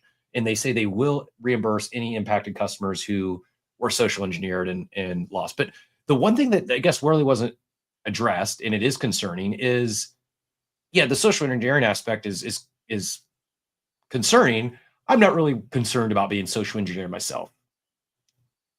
What I'm concerned about, though, is someone showing up my door with a shotgun and demanding, like a wrench attack, demanding my Coinbase login. It's like that.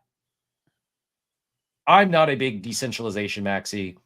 KYC really doesn't bother me, except in times like this. And I know this isn't a crypto thing. Like, they could have done the same hack with my bank and got my home information. Like, it is a stark reminder that not your keys, not your crypto. Also, we are trusting a third party to protect our information.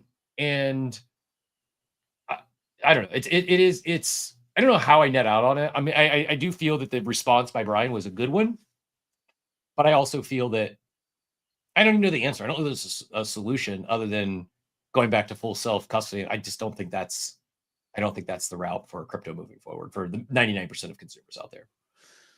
Yeah, that's actually a terrifying hack. So they have like have they released anything about like to find out if your info? I mean, I'm sure my information was compromised because I get those texts all the time.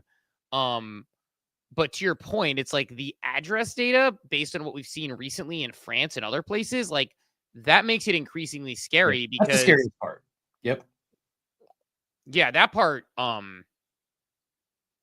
that's extremely disconcerting and extremely disconcerting on the point of Coinbase. Like that's extremely disconcerting that somebody could, find you at your house and, make it, and do that. Like that's incredibly scary. I'm surprised. Like, I mean, that's crazy that data, it was given by people who are on the customer service end who were bribed. This is I think the big gaffe is they say, well, our customer service agents don't have access to your socials or your bank. Well, why do they need all this information? Why does customer service need to know where I live? Like, I just like, I feel as if they should have better controls. Like customer service, I can't fathom why they would need my home address. Why not keep that field hidden from your tier 1 customer service support?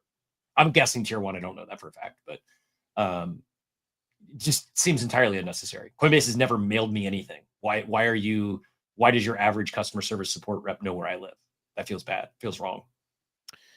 Yeah, and like I'm not like, I mean, I see that I don't think they don't actually know where I live because I use a private mailbox for everything.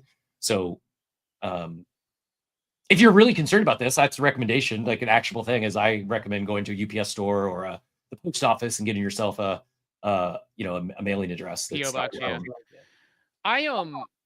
The reason like this is like frightening too is because like it's not like this information's coupled where it's like you could see that I have like, not a lot of money on Coinbase and I'm not exactly like a rich individual, and people might be like, oh, it's a person in the space who exists. Like, let's show up at their house and get their crypto. I'm like, you're not going to get a lot from me because I'm not exactly like swimming in it. So yeah, that part of it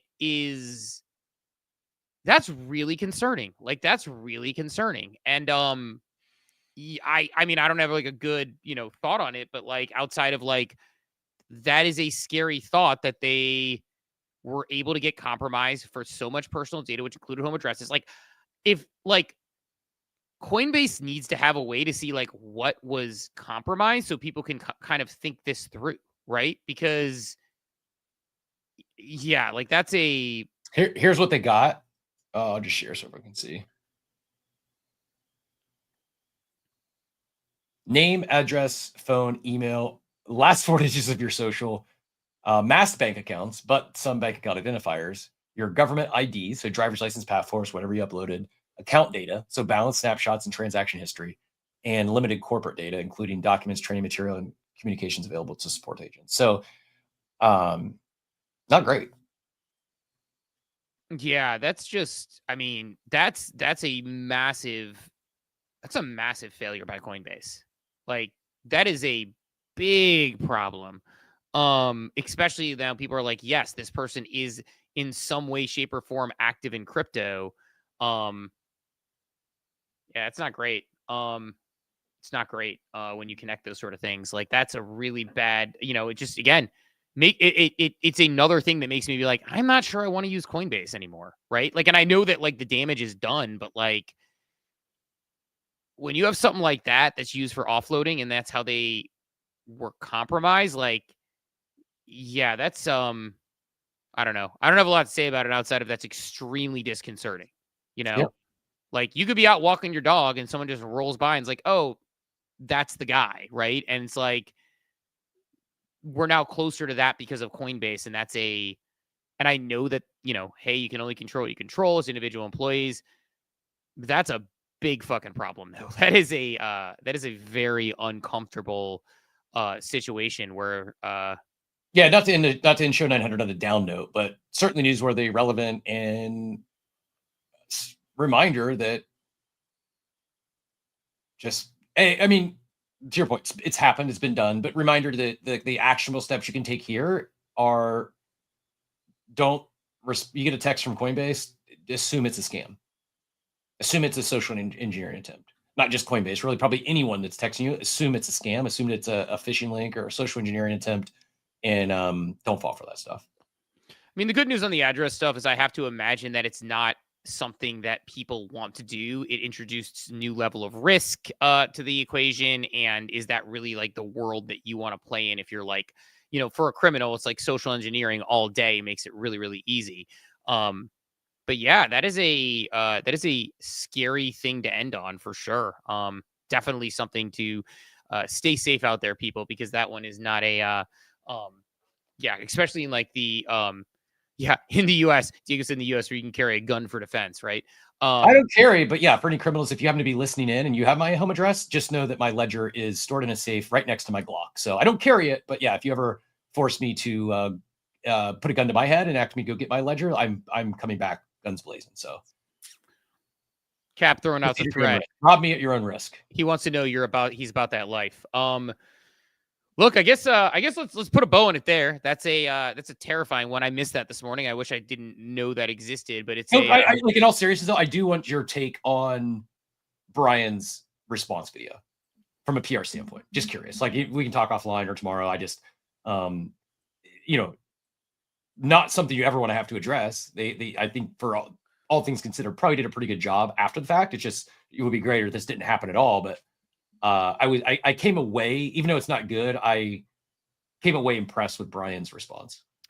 Yeah, I mean, they probably there's a playbook for this sort of thing. The problem is, like, the playbook exists for people who had, like, their data compromised in their emails and stuff and their accounts and their credit card information type things. People are not used to having their data compromised, which, like, it related to crypto, it just becomes 10 times worse because of what we've been seeing in Europe and places like that. And so, again, like, especially if you're a high profile individual, like if you're like a Gary Vaynerchuk who like is on Coinbase or whoever, like an Alexis Ohanian using Coinbase or something, like it's a lot scarier of a situation where people know that the juice might be worth the squeeze on that sort of thing because, if you're a criminal minded person, so that's it's a terrifying one. But yeah, in any case, Cap, let's I'll give it a look. I'll figure it out, but it's such a different type of data breach than the normal one. So I'm not sure how it's going to stack up against those those playbooks, but I don't know. That said, like, stay safe out there, y'all. Let's let everyone sail off into their day. I'm very concerned when I hear stuff like that. It makes you think about whether you want to use Payne saying, I don't think Gary or Alexa using their personal address on Coinbase, probably more protected than that. It's just crazy that like just individuals are getting their data shared all around and people are finding that. Like that is bad. But I don't know. That said, let's send everyone off on their day. Hopefully brighter news to finish on tomorrow. But it's out there. Just be careful out there. It sounds like Cool Chick is hosting your space again today. So check that out if you haven't already. Seems like a great time there for sure. Send everybody off on their day. Appreciate everyone who came through this morning. We'll talk to everybody bright and early tomorrow morning. We got the Doodles team coming on. We'll have a lot of discussions with them. Have a wonderful, wonderful day, everybody. Thanks for tuning into Coffee with Captain, powered by ApeCoin. We hope you enjoyed the show, and remember, nothing we discussed today is financial advice. Until next time, keep exploring, stay curious, and we'll see you soon. Have a great day. Welcome to the future.